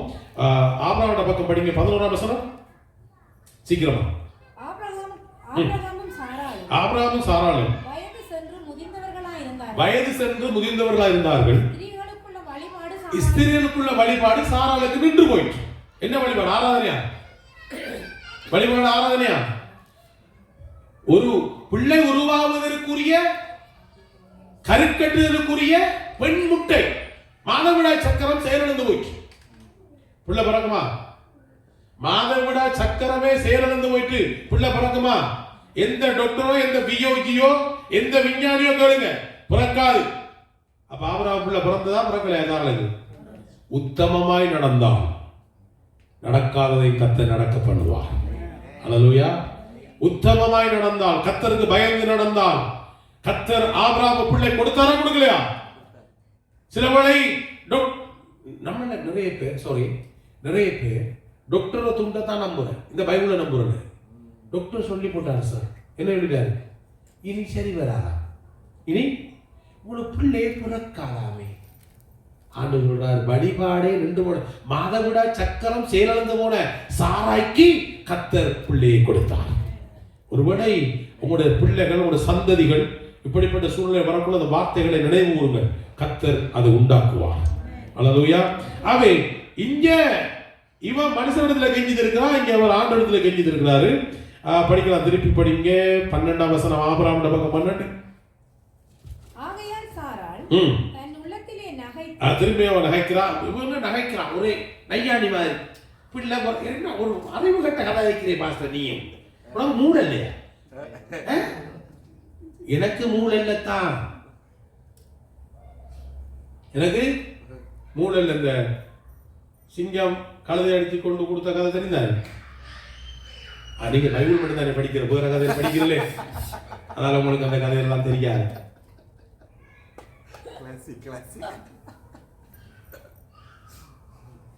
கழுதையை பிடிச்சி கொண்டு இறைச்ச கொடுத்துட்டு நரிநாய் சொல்லிக்காம், இவ்வளவுதான் ராஜாவே இன்றைக்கு உங்களுக்கு சாப்பாடு. இந்த நரிநாய்கிட்ட சிங்கம் கேட்டதான், இறைச்சி ஓகே, ஈரல் ஓகே, அதில் மூளைங்கண்டு, உங்களுக்கு மூளை இல்லை, கழுதைக்கு மூளை இல்லை ராஜா. சரி நம்பிட்டு அப்படிதான் பெரிய விசுவாசியம். என்னதை சொன்னாலும் நம்புறான். மூளை இல்லையா? வெளியே கேட்டுக் கொடுங்க, வெளியே விளங்கி கொடுங்க, புரிந்து கொள்ளுங்க. கடவுள் இன்றைக்கும் எங்களோட அறிவை வச்சோ, எங்களோட மூளையை வச்சோ, எங்களோட படிப்பை வச்சோ வேலை செய்கிறவர் அல்ல. யாரெல்லாம் அவர் விசுவாசிக்கிறார்களோ அவர்களை வைத்து அவர் கிரியை செய்ய இன்றைக்கு வல்லமை உள்ளவராக இருக்கிறார். யாரெல்லாம் அர்ப்பணிப்போடு, யாரெல்லாம் பொறுப்போடு, யாரெல்லாம் உத்தரவாதத்தோடு, யாரெல்லாம் பயத்தோடு, யாரெல்லாம் உண்மையான அன்போடு பணி செய்கிறார்களோ அவர்களை கர்த்தர் வல்லமையாய் பயன்படுத்துவார். சோ இங்க தொடர்ந்து வாசிக்கிற பொழுது இங்க ஆபிரகாம் ஜெபிச்சு கொண்டிருக்கிறாரு. இங்க வாங்க, லோத்துட்டு இருக்க போயிட்டு வருவோம். 16ஆம் வசனம், மனிதனிடத்தில் கெஞ்சினார். 7ஆம் வசனம், 16ஆம் வசனம். அவன் தாமதித்துக் கொண்டிருக்கும் போது இப்ப லோத்துன வீட்ட தூதர்கள் சொல்றாங்க, கேட்டா குயிக் குயிக் குயிக், தேசத்தை அழிக்க போறோம், கெதியா வெளியேறுங்க வெளியேறுங்க வெளியேறு. இது சோம்பறி, ஒரு சுறுசுறுப்பு இல்லை, ஒரு உற்சாகம் இல்லை. சில வேளை பாஸ்டர் சில அறிவித்தல்கள் சொல்லுவாரு, அதுக்கு விளங்குறது இல்லையே, கேட்கறது இல்லை, விளங்குறது இல்லை. சில அறிவித்தல்கள் நன்னா விளங்கு. வார 16ஆம் தேதி சனிக்கிழமை நாங்க பார்பிக்யூ போட போறோம் என்று சொன்னா போதுற டெலிபோன் ஓய்வு இல்லாம போட்டு வந்து எப்ப என்னத்துல வாச போற, இடம் பிடிச்சிட்டீங்களா, கொக்கோ கோலா கொண்டு வரையா, கோழி கொண்டு வரையா, கொக்கு கொண்டு வரையா. தேவேந்திர பாசா வராரு, பைபிள் ஸ்டடி ஒன்று இருக்கா, பைபிள் ஸ்டடி முடியும் வரைக்கும் இருந்து கொண்டு முடிஞ்ச பிறகு போட இந்த சனிக்கிழமை வாசி வார சனிக்கிழமை முடிஞ்சு நல்லா தெரியும் இந்த சனிக்கிழமை முடியுது. சும்மா கேட்கிறேன், நாங்கள் அக்கறையா இருக்க வேண்டியது ரோத்த மாதிரி. நாங்கள் உங்களோட அக்கறையா தொடர்புல இருக்க பாசர். ஹலோ பாசர், பிரைஸ் ரோட். இந்த தேவேந்திரன் வாரண்டியோட வந்துட்டு போய்த்தாரா பாரங்களா என்ன பாசர்? அவருக்கு தெரியும் இந்த சனம் மேடு மட்டும் தான் இருக்குன்னு அவருக்கு தெரியும். இந்த ஆத்மா விளக்கப்படாது இல்லம்மா, அது முடிஞ்சு போன கிழமை முடிஞ்சோம்மா. ஐயோ நான் பாரகிழமை நினைச்சேன் பாஸ்டர். இது தமிழாக்களுக்கு இன்னும் ஒரு வருத்தம். எஸ் அண்டா எஸ், நோண்டா நோ, நாட் ஃப்ரெண்ட்ஸ் இல்லாம வாழ்ற வாழ்க்கை. அதுக்கு காரணம் என்ன? கடவுளை இன்னும் நாம் சரியா அறிந்து கொள்ளல. கடவுள் அறிஞ்சு கொண்டீங்கன்னா நகைச்சாலும் சரி புகைச்சாலும் சரி ஆண்டவர் எல்லாவற்றையும் பார்த்துட்டு இருக்கிறார் என்பதை புரிந்து கொள்வான் ஆபிரகாம். இந்த ஆபிரகாம் ஜெபிக்கிறான். அவங்க அந்த ஜெபத்துக்கு ஒரு ரெஸ்பான்ஸ் கடவுள் கொடுக்கிறாரு. அதை அடைய இருக்கிறவர்கள் அதை சரியாக புரிந்து கொள்ளாமல் அற்புதங்களை இதுக்கிடையில பல சம்பவங்கள் நடந்துட்டு நீங்க புற வாசிங்க. அந்த லோத்தை உள்ளுக்க தள்ளி எல்லாருடைய கண்ணை குருடாக்கிட்டான், தடவித்திருறானே, அற்புதம் நடந்திருக்கு. அப்பயாவது யோசிக்கிறலையா, இந்த மாடு வந்திருக்கிறது தேவனுடைய ஊழியர்கள் என்று வந்திருக்கிறது தேவனுடைய ஊழியர்கள் யோசி, அவன் யோசனை நான் வேறானே, அவன் பார்வை வேற. உங்களோட பார்வை எப்படி இருக்கோ அப்படித்தான் நீங்க இருப்பீங்க. என் ஆண்டவர் சர்வ வல்லமை உள்ளவர். அவரால் செய்ய முடியாத அதிசயமான காரியம் ஒன்றுமில்லை. அவர் சொன்னால் சொன்னதுதான். இங்க ஜெபிச்சு கொடுங்க. வாசகம் 16ஆம் வசனம் சீக்கிரமா படிங்க, தாமதிக்க வேண்டாம். கர்த்தர் அவர் மேல் வைத்த இரக்கத்தினாலே அங்க ஆபிரகாமுடைய ஜெபம் அந்த புருஷர் அவன் கையையும் அவன் மனைவியின் கையையும் அவன் 2 குமாரத்திகளின் கையையும் பிடித்து அவளை பட்டணத்திற்கு வெளியே கொண்டு போன விட்டார்கள். கொண்டு போய் விட்டு என்ன சொன்னார்கள்? வட்டிவா சொன்னார்கள், பின்னிட்டு பாராதே, இந்த மலைக்கு ஓடிப்போ அப்படி சொன்னார்களா? என்ன செஞ்சாங்க? என்னெல்லாம் செய்ய வேணாம் என்று சொல்றாங்களோ அவ்வளவு செய்யறது தான் லோத்ர கூட்டம். என்னது செய்ய சொல்றோண்டே செய்யறது, செய்ய வேணாம்ன்றத செய்யற. அதாவது ஓடிப்போ, பின்னிட்டு பாராது, இந்த இடத்திலே சமபூமியில் எங்கும் நின்றார், அழிக்க போறோம். எவ்வளவு சந்தர்ப்பம், எவ்வளவு கிருபை கடவுள் நம்மை வைத்திருக்கிறார். நம்ம நேரம் அதை விட்டு போட்டு ஆண்டவரே ஆண்டவரே பின்னிட்டு பாராத சொன்ன உடனே மனுஷன் திரும்பி பார்த்தா உப்பு தூள். கண்மலைக்கு போ. கண்மலை என்றால் கர்த்தராகிய ஆண்டவர் இயேசு கிறிஸ்துவை வா இழுக்கிறார் நம்மள. இப்ப அந்த காலத்துல போ, இந்த காலத்துல வா. நாங்க வரல பாருங்க. நீங்க ஒரு ஜெபிச்சுடுங்க. ஆசீர்வாதம் மட்டும் போனும் சபைக்கு வர மாட்டோம். ஆசீர்வாதம் மட்டும் போனும் சேர்ச்சிக்கு வர மாட்டோம். என்ன ஞானஸ்நானம் எடுக்க மாட்டோம், கொமியூன் எடுக்க மாட்டோம். ஆனா நீங்க ஜெபிங்க. எது நல்லது கெட்டதுன்னா சொல்லுங்க, வந்துட்டு போறோம். சாவுட நடத்துறோம் நாங்க.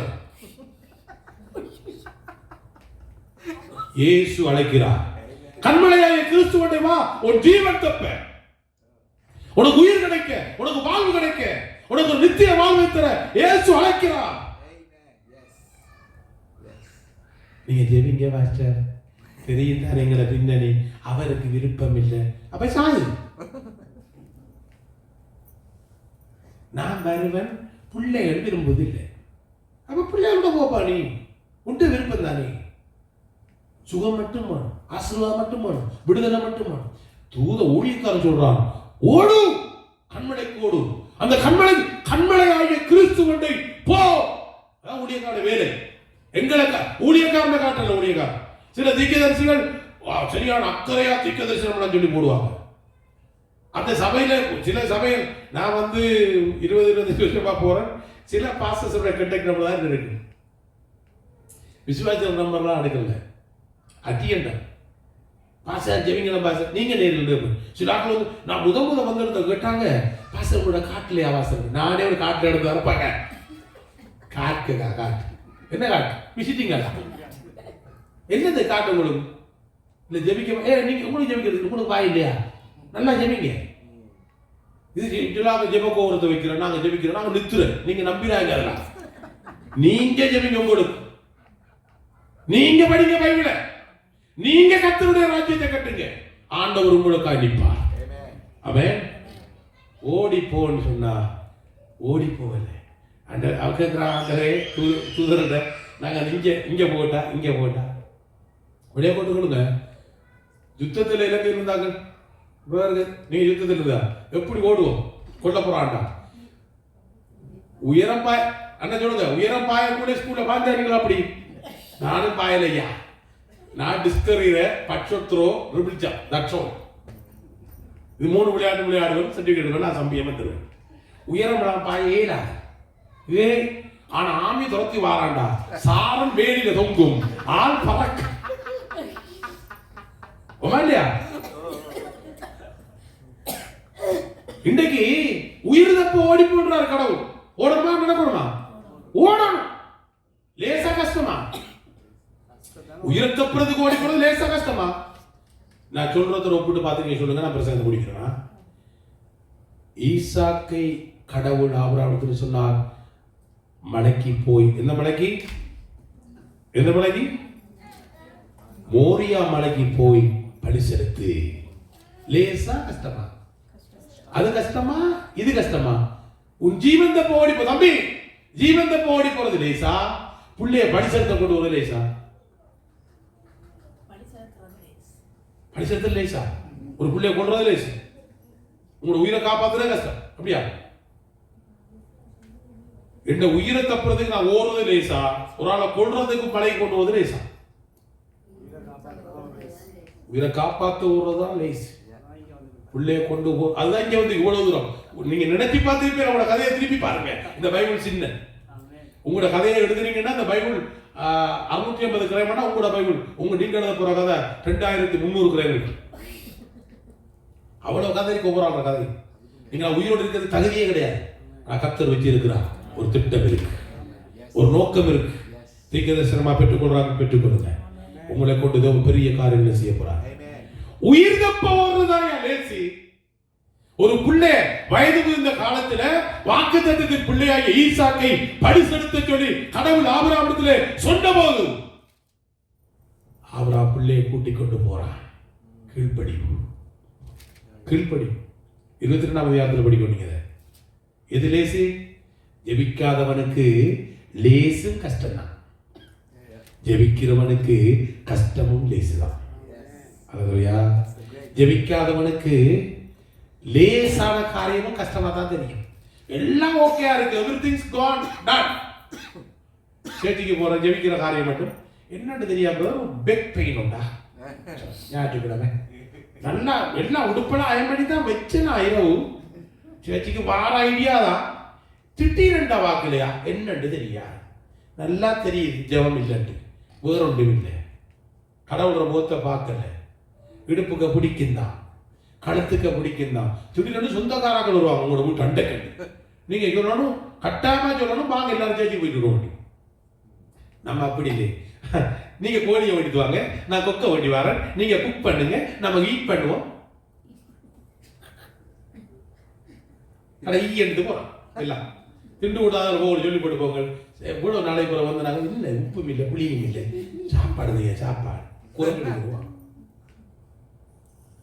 தேவனுடைய சமூகத்தை நாடுங்கள், தேடுங்கள், வாங்கியுங்கள். லேசான காரியம் இல்லை. ஆனா கடவுளை நம்பினால் கஷ்டமும் லேசுதான். ஆபிரகாம் பிள்ளையை கொண்டு போகிறான். அந்த லோத்திர கதாதோட அங்கால தூசணம், அங்கால கதை தூசணம், பைபிள் எழுதிக்கிறது தூசணம். நீங்க வாய்ச்சி பாருங்க, அப்பாவை பிள்ளைகள் கிடைக்குது, 2 பொம்பளை பிள்ளைகள். மோவாப் அம்மன் 2 தேசம் உருவாகுது. இன்றைக்கு வரைக்கும் அது சபிக்கப்பட்ட தேசம் தான். உங்களோட குடும்பங்கள் சபிக்கப்பட்ட குடும்பமாய் போகக்கூடாது. உங்களோட சபை சபிக்கப்பட்ட சபையா போகக்கூடாது. ஒரு ஆசீர்வதிக்கப்பட்ட ஆபிரகாமுடைய சந்ததியில வந்த ஈசாக்குடைய சந்ததியில் வந்த யாக்கோபு உலகத்தை கலக்கிற இஸ்ரவேல் தேசமா இன்றைக்கு இருக்கு.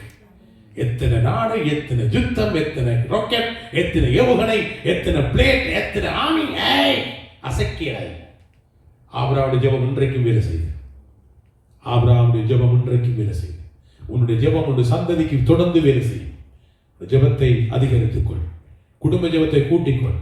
ஆபிரகாம் ஈசாக்கை படி செலுத்த போன அந்த கதையோட நான் முடிக்கிறேன். ஈசாக்கை படி செலுத்த கொண்டு போறான், கடவுளுடைய வார்த்தையை கீழ்ப்படிந்து போறான். ஜெபிக்கிறவன் கீழ்ப்படிவான், ஜெபிக்கிறவன் கீழ்ப்படிவான், ஜெபிக்காதவன் கீழ்ப்படிய மாட்டான். ஜெபிக்கிறவன் கீழ்ப்படிவான், உடனடியா கிரியை நடப்பிப்பான். ஜெபிக்காதவன் கொமெண்ட் சொல்லி கொண்டிருப்பான், கொமெண்ட் அடிச்சு கொண்டிருப்பான். அங்க வர இங்க வர சாட்டு போகும். ஆபிரகாம் ஈசாக்கை கொண்டு போனான். இப்பொழுது கிட்டத்தட்ட ஈசாக்குக்கு ஒரு 16, 17 வயசு, 18 வயசுக்குள்ள இருக்கு. இவை ஆபிரகாமுக்கு எத்தனை வயசு? ஈசாக்குக்கு 18 வயசு, ஆபிரகாமுக்கு 118 வயசு. கேட்கிறான் புள்ள, அப்பா விறகு இருக்கு, நெருப்பு இருக்கு, கத்தி இருக்கு, கொடாலி இருக்கு, பழிப்பொருள் எங்கப்பா? தேவன் பார்த்துக் கொள்வார்.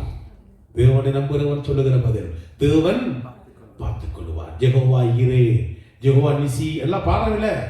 தேவன் பார்த்துக் கொள்வார்.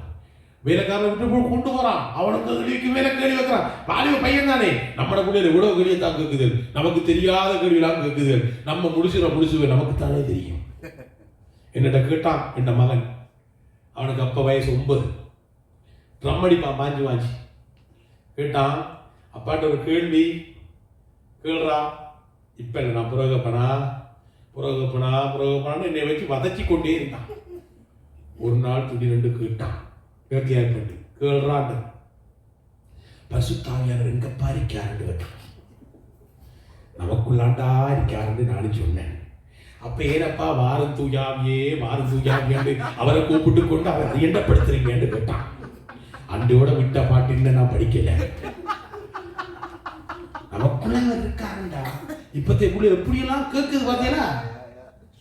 இப்பத்தைய பிள்ளைகள் எப்படியெல்லாம் அப்ப ஆவராட்டு அந்த காலத்துல கேட்ட கேள்வி, கத்திரிக்கி, கோடாதிரிக்கி, பிறகுரிக்கி, நெருப்பிரிக்கி, படிப்பொருள் எங்கப்பா பார்த்துக்குவாரு கத்தர். ஞானமா பது கொடுத்தான். ஜெபிக்கிறோம் ஞானமா கதைப்பான். பக்கத்துல சொல்லுங்க, ஜெபிக்கிறோம் கொஞ்சம் ஞானமா கதைப்பான். ஜெபம் இல்லாத எடுத்தறிஞ்சு கழிச்சுட்டு போயிடும். பலிபீடத்துக்கு போனார், பலிபீடம் கட்டினார். முட்டுக்கால நின்றா இந்த நெஞ்சுக்கு வரும் அந்த பலிபீடம். முட்டுக்கால நின்றா நெஞ்சுக்கு வரும் அந்த பலிபீடம். பலிபீடம் எல்லாம் கட்டி முடிஞ்ச பிறகு ஈசாக்கு இதே கேள்விதான். இதுதான் கேள்வி, தொடக்கம் இருந்து முடிவு படிதான் கேள்வி. கடைசியில சொன்னா, பழிப்பொருளே நீதானப்பா. நானா? நம்மளோட பிள்ளைங்க என்ன செய்யும்? கிழவா என்னைய கொடுத்து நீ வாழலாடுவாங்க. நம்மள படிச்சு எடுத்திருக்கீங்க நம்மளோட பிள்ளைய. ஆனா அவன் அப்படி செய்யல. கட்டையா கால, கட்டையா கைய, கிடத்தையா வெட்டையா குத்தையா போயாண்டா. பிள்ளையை கட்டி பலிபீடத்திலே கிடத்தி கத்தியை எடுத்து ஆபிரகாம் பிள்ளை மேல் குத்தி ரத்தம் சிந்திதான் அந்த படி செலுத்த வேண்டும். கடவுள் நரபடியை விரும்புகிறவர் அல்ல. ஆனாலும் கடவுளுடைய வார்த்தையை கீழ்ப்படிந்து கத்தி எடுத்த குத்தோங்கின பொழுது ஆண்டவர் ஆபிரகாமோடு பேசினார். ஆபிரகாம், பிள்ளையாண்டா மேல் கை போடாதே. அந்த சத்தத்தை ஆபிரகாம் மட்டும் கேட்கல, ஈசாக்கு கேட்டான். அப்பதான் ஈசாக்கு தீர்மானித்தான், என்னை பெத்தவன் என்னை கைவிட்டாலும் என்னை படைத்தவர் கைவிட மாட்டார். என்னை பெத்த தாய் தகப்பன், என்னை நான் கட்டின கணவன் மனைவி, நான் பெத்த பிள்ளைகள் கூட என்னை கைவிடலாம். என்னை உண்டாக்கி என்னை உருவாக்கி எனக்கு ஜீவனை கொடுத்த இந்த உடன்படிக்கையை பண்ணின என்னுடைய ஆண்டவராய் இயேசு கிறிஸ்து என்னை கைவிடவே மாட்டார். அவர் உங்களை விட்டு விலகுவதும் இல்லை, உங்களை கைவிடுவதும் இல்லை. கர்த்தர் உங்களை ஆசீர்வதிப்பாராக. God bless you. பிதாவே, உங்களுடைய வார்த்தையை வெறும் நீ கேட்கிறவர்களாக மாத்திரமல்ல, எங்களை அதற்கு அர்ப்பணிக்கிறவர்களாக இந்த வார்த்தையின்படி வாழ எங்களை ஒப்புக் கொடுக்கிறோம். ஹல்லேலூயா. உங்களுடைய கரத்திலே எங்களை ஒப்புக் கொடுக்கிறோம். அப்படி ஆண்டவர்கிட்ட எங்களை அர்ப்பணிப்போம். சரி, மத்தியில் ஆசீர்வாதங்கள், உங்களுடைய வாக்குத்தத்தங்களை சுதந்தரிக்க கர்த்தருடைய கரத்தில் எங்களை ஒப்புக் கொடுக்கிறோம். தாவே, நமக்கு புரியமல்லாதவைகளை களைந்து கொள்ளுகிறோம். ஹல்லேலூயா, ஹல்லேலூயா. குறைகளை நீக்குகிறோம், எங்களை நிறைவாக்குங்கப்பா. உம்மை நாடி தேட எங்களை அர்ப்பணிக்கிறோம். ஹல்லேலூயா. மனிதர்களை அல்ல, இன்று முதல் இந்த வார்த்தையின் நிமித்தம் பிதாவே, நாங்கள் உம்மை நோக்கி பார்க்க, உம்மை நம்ப, விசுவாசிக்க, உமக்குள் பலப்பட, ஜெப வாழ்க்கையை தகப்பனே நாங்கள் அதிகரிக்க ஆண்டவரே எங்களுக்கு உதவி செய்யுங்கப்பா. ஹல்லேலூயா, ஹல்லேலூயா. ஆண்டவருக்கு எங்களை அர்ப்பணிப்போமா? ஹல்லேலூயா. உங்களுடைய கரத்தில் எங்களை ஒப்புக் கொடுக்கிறோமோ? ஹல்லேலூயா. நன்றி செலுத்துகிறோம். ஹல்லேலூயா. ஹல்லேலூயா. உங்களுடைய கரத்தில் எங்களை ஒப்புக் கொடுக்கிறோம். நீங்கள் ஒவ்வொருவரையும் பிதாவே, நிரவளவாய் எங்களை நேசிக்கிறீர்கள். ஒரு இக்கட்டிலிருந்து நாங்கள் உம்மை நோக்கி பார்க்க எழுதி வரத்திலிருந்து இந்த பூமியில் எத்தனையோ கொடான பேர் உம்மை அறிந்தவர்களை ஒவ்வொருவரையும் நீங்கள் காண்கிறவராய், எங்களையும் அறிந்தவராய், உம்முடைய தாசர்களை, ஊழியர்களை எங்களிடத்தில் அனுப்பி உம்முடைய அன்பை வெளிப்படுத்தி அவர்களை கொண்டு நீர் பேசுகிற வார்த்தைகள் எங்களுக்கு எத்தனை ஆறுதல் தகப்பனே, எத்தனை பலமாக இருக்கிறது. இங்கே நீர் அனுப்பின இந்த தேவ ஊழியக்காரிக்காக நன்றி செலுத்துகிறோம். அவருடாக வந்த வார்த்தைகளை நாங்கள் ஈக்க தரிசனமாக பெற்றிருக்கிறோம். அவைகள் ஒவ்வொன்றும் எங்களுடைய சபையிலே, எங்களுடைய வாழ்க்கையிலே நிறைவேற்றும். அற்புதங்களை செய்யுங்க, அதிசயங்களை செய்யுங்க. எல்லாவற்றுக்கும் மேலாக எங்களுடைய கரத்தை அர்ப்பணித்து நிற்கிறோம் அப்பா. கர்த்தர் தாமே நாளை ஆசீர்வதிங்க, கூடி வந்திருக்கிற பிள்ளைகளை ஆசீர்வதிங்க. இந்த வேளையை எங்களுடைய கரத்தில் ஒப்புக் கொடுக்கிறோம். இயேசுவின் நாமத்தில் பிதாவே, ஆமென். நாங்கள் அப்படியே ஜெப நிலையிலிருந்து கர்த்தருடைய பந்திக்கு நம்மை ஆயத்தப்படுத்துவோம். கர்த்தர் இயேசுவை தங்கள் வாழ்வின் இரட்சகராக மீட்பராக இற்றவருக்கு பாத்திரமாய் நாங்கள் நடந்து கொள்வோம் என்று பண்ணின உடன்படிக்கை நினைவு கூறும் விதமாக கொள்ள போகிறோம். கர்த்தர் இயேசு கிறிஸ்து தாம் காட்டி கொடுக்கப்பட்ட ராத்திரி அப்பத்தை எடுத்து ஸ்தோத்திரம் பண்ணி பிட்டு, நீங்கள் வாங்கி புசியுங்கள், இது உங்களுக்காக பிற்கப்படுகிற என்னுடைய சரீரமாக இருக்கிறது, என்ன நினைவு கூறும்படி இதை செய்யுங்கள் என்றார். அந்தபடி அவர் பாத்திரத்தை எடுத்து, இந்த பாத்திரம் இரத்தத்தினாலாகிய புதிய உடன்படிக்கையாக இருக்கிறது. அதனால் அந்த பாத்திரத்திலே பானம் பண்ணும் போதெல்லாம் நாம் வரும்பளவும் என் நினைவு கூறும்படி இதை செய்யுங்கள் என்றார். இப்படி இருக்க எவனொருவன் அபாத்திரமாய் இந்த அப்பத்தில் புசித்து இந்த பாத்திரத்திலே பானம் பண்ணுகிறானோ அவன் தனக்குத்தானே ஆக்கின தீர்ப்பு வரும்படி பூஜனபானம் பண்ணுகிறான். இது நிமித்தம் உங்களில் அநேகர் பலகினரும் நித்திரையும் அடைந்திருக்கிறார்கள். நம்மை நாமே நிதானித்து அறிந்தால் நாம் நியாயம் தீர்க்கப்படுவதில்லை.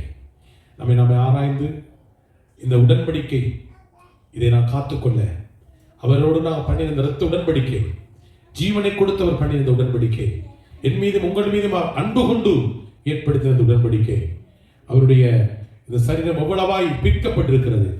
ஒரு வட்ட வடிவான பூரண வடிவான ஒரு உடல் அலங்கோலமாக்கப்பட்டது எனக்காக நமக்காக. நம்ம ஒருவருக்கு ஆண்டவரே இந்த அப்பத்தையும் இந்த ரசத்தையும் ஆசீர்வதியும் என்று சொல்லி ஜெபிக்கிறோம். பெற்றுக்கொள்வர்களை ஆசீர்வதிக்கும்படி ஜெபிக்கிறோம். அவருடைய வாழ்க்கையில பெரிய மாற்றம் வரும்படி ஜெபிக்கிறோம். உங்களுடைய நாமத்தை மகிமைப்படுத்துகிற பாத்திரங்களா இந்த பூமியிலே நாங்கள் வாழ்ற நாட்கள் குறுகிய காலம் ஆண்டவரே. அந்த குறுகிய காலத்துக்குள்ள பெரிய காரியங்களை உமக்காக சாதிக்க எங்கள் ஒவ்வொருவரையும் பலப்படுத்தும் ஆண்டவரே. நன்றி செலுத்துகிறோம்.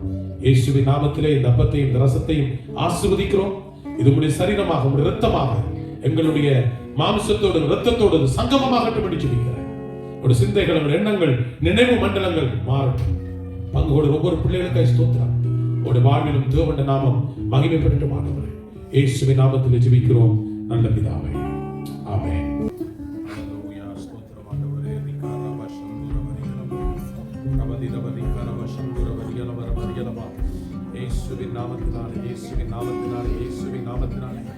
கர்த்தாவே, இந்த கனமான ஊழியத்துக்கு அழைத்திருக்கிற ஒருவன் ஊழியம் செய்தால் பிதாவானவர் கனம் பண்ணுவார் என்ற வார்த்தையின்படி இந்த பிள்ளைகளுடைய இந்த ஊழியத்தை, இந்த குடும்பத்தை நான் ஆசீர்வதிக்கிறேன்.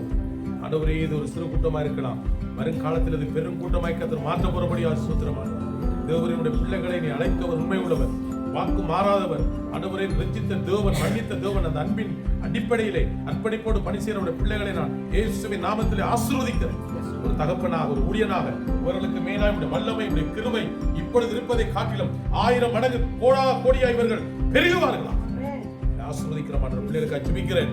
இயேசுவின் நாமத்திலே இந்த தேசத்திலே பிள்ளைகள் கர்த்தருக்கு பயந்து பயபக்தியாய் தேவனுடைய சமூகத்திலே ஆண்டவரை உமக்கண்டு இவர்கள் சாட்சியாய் வளர, ஒரு ஆண்டவரே குட்டி பரலோகமாய் காணப்பட இந்த குடும்பத்தை நான் பிரதிஷ்டைப்படுகிறேன். ஆண்டவரே, இயேசுவின் நாமத்தில் ஆசீர்வதிக்கிறோம். இவளுக்கு பக்கபலமாய் உறுதுணையாய் இருப்பதற்கு யார் யாரெல்லாம் நியமித்திருக்கிறோம் இந்த சபைகளிலே கொண்டு இணைப்பீரா நாமத்தை மகிமை இயேசுவின் நாமத்தில்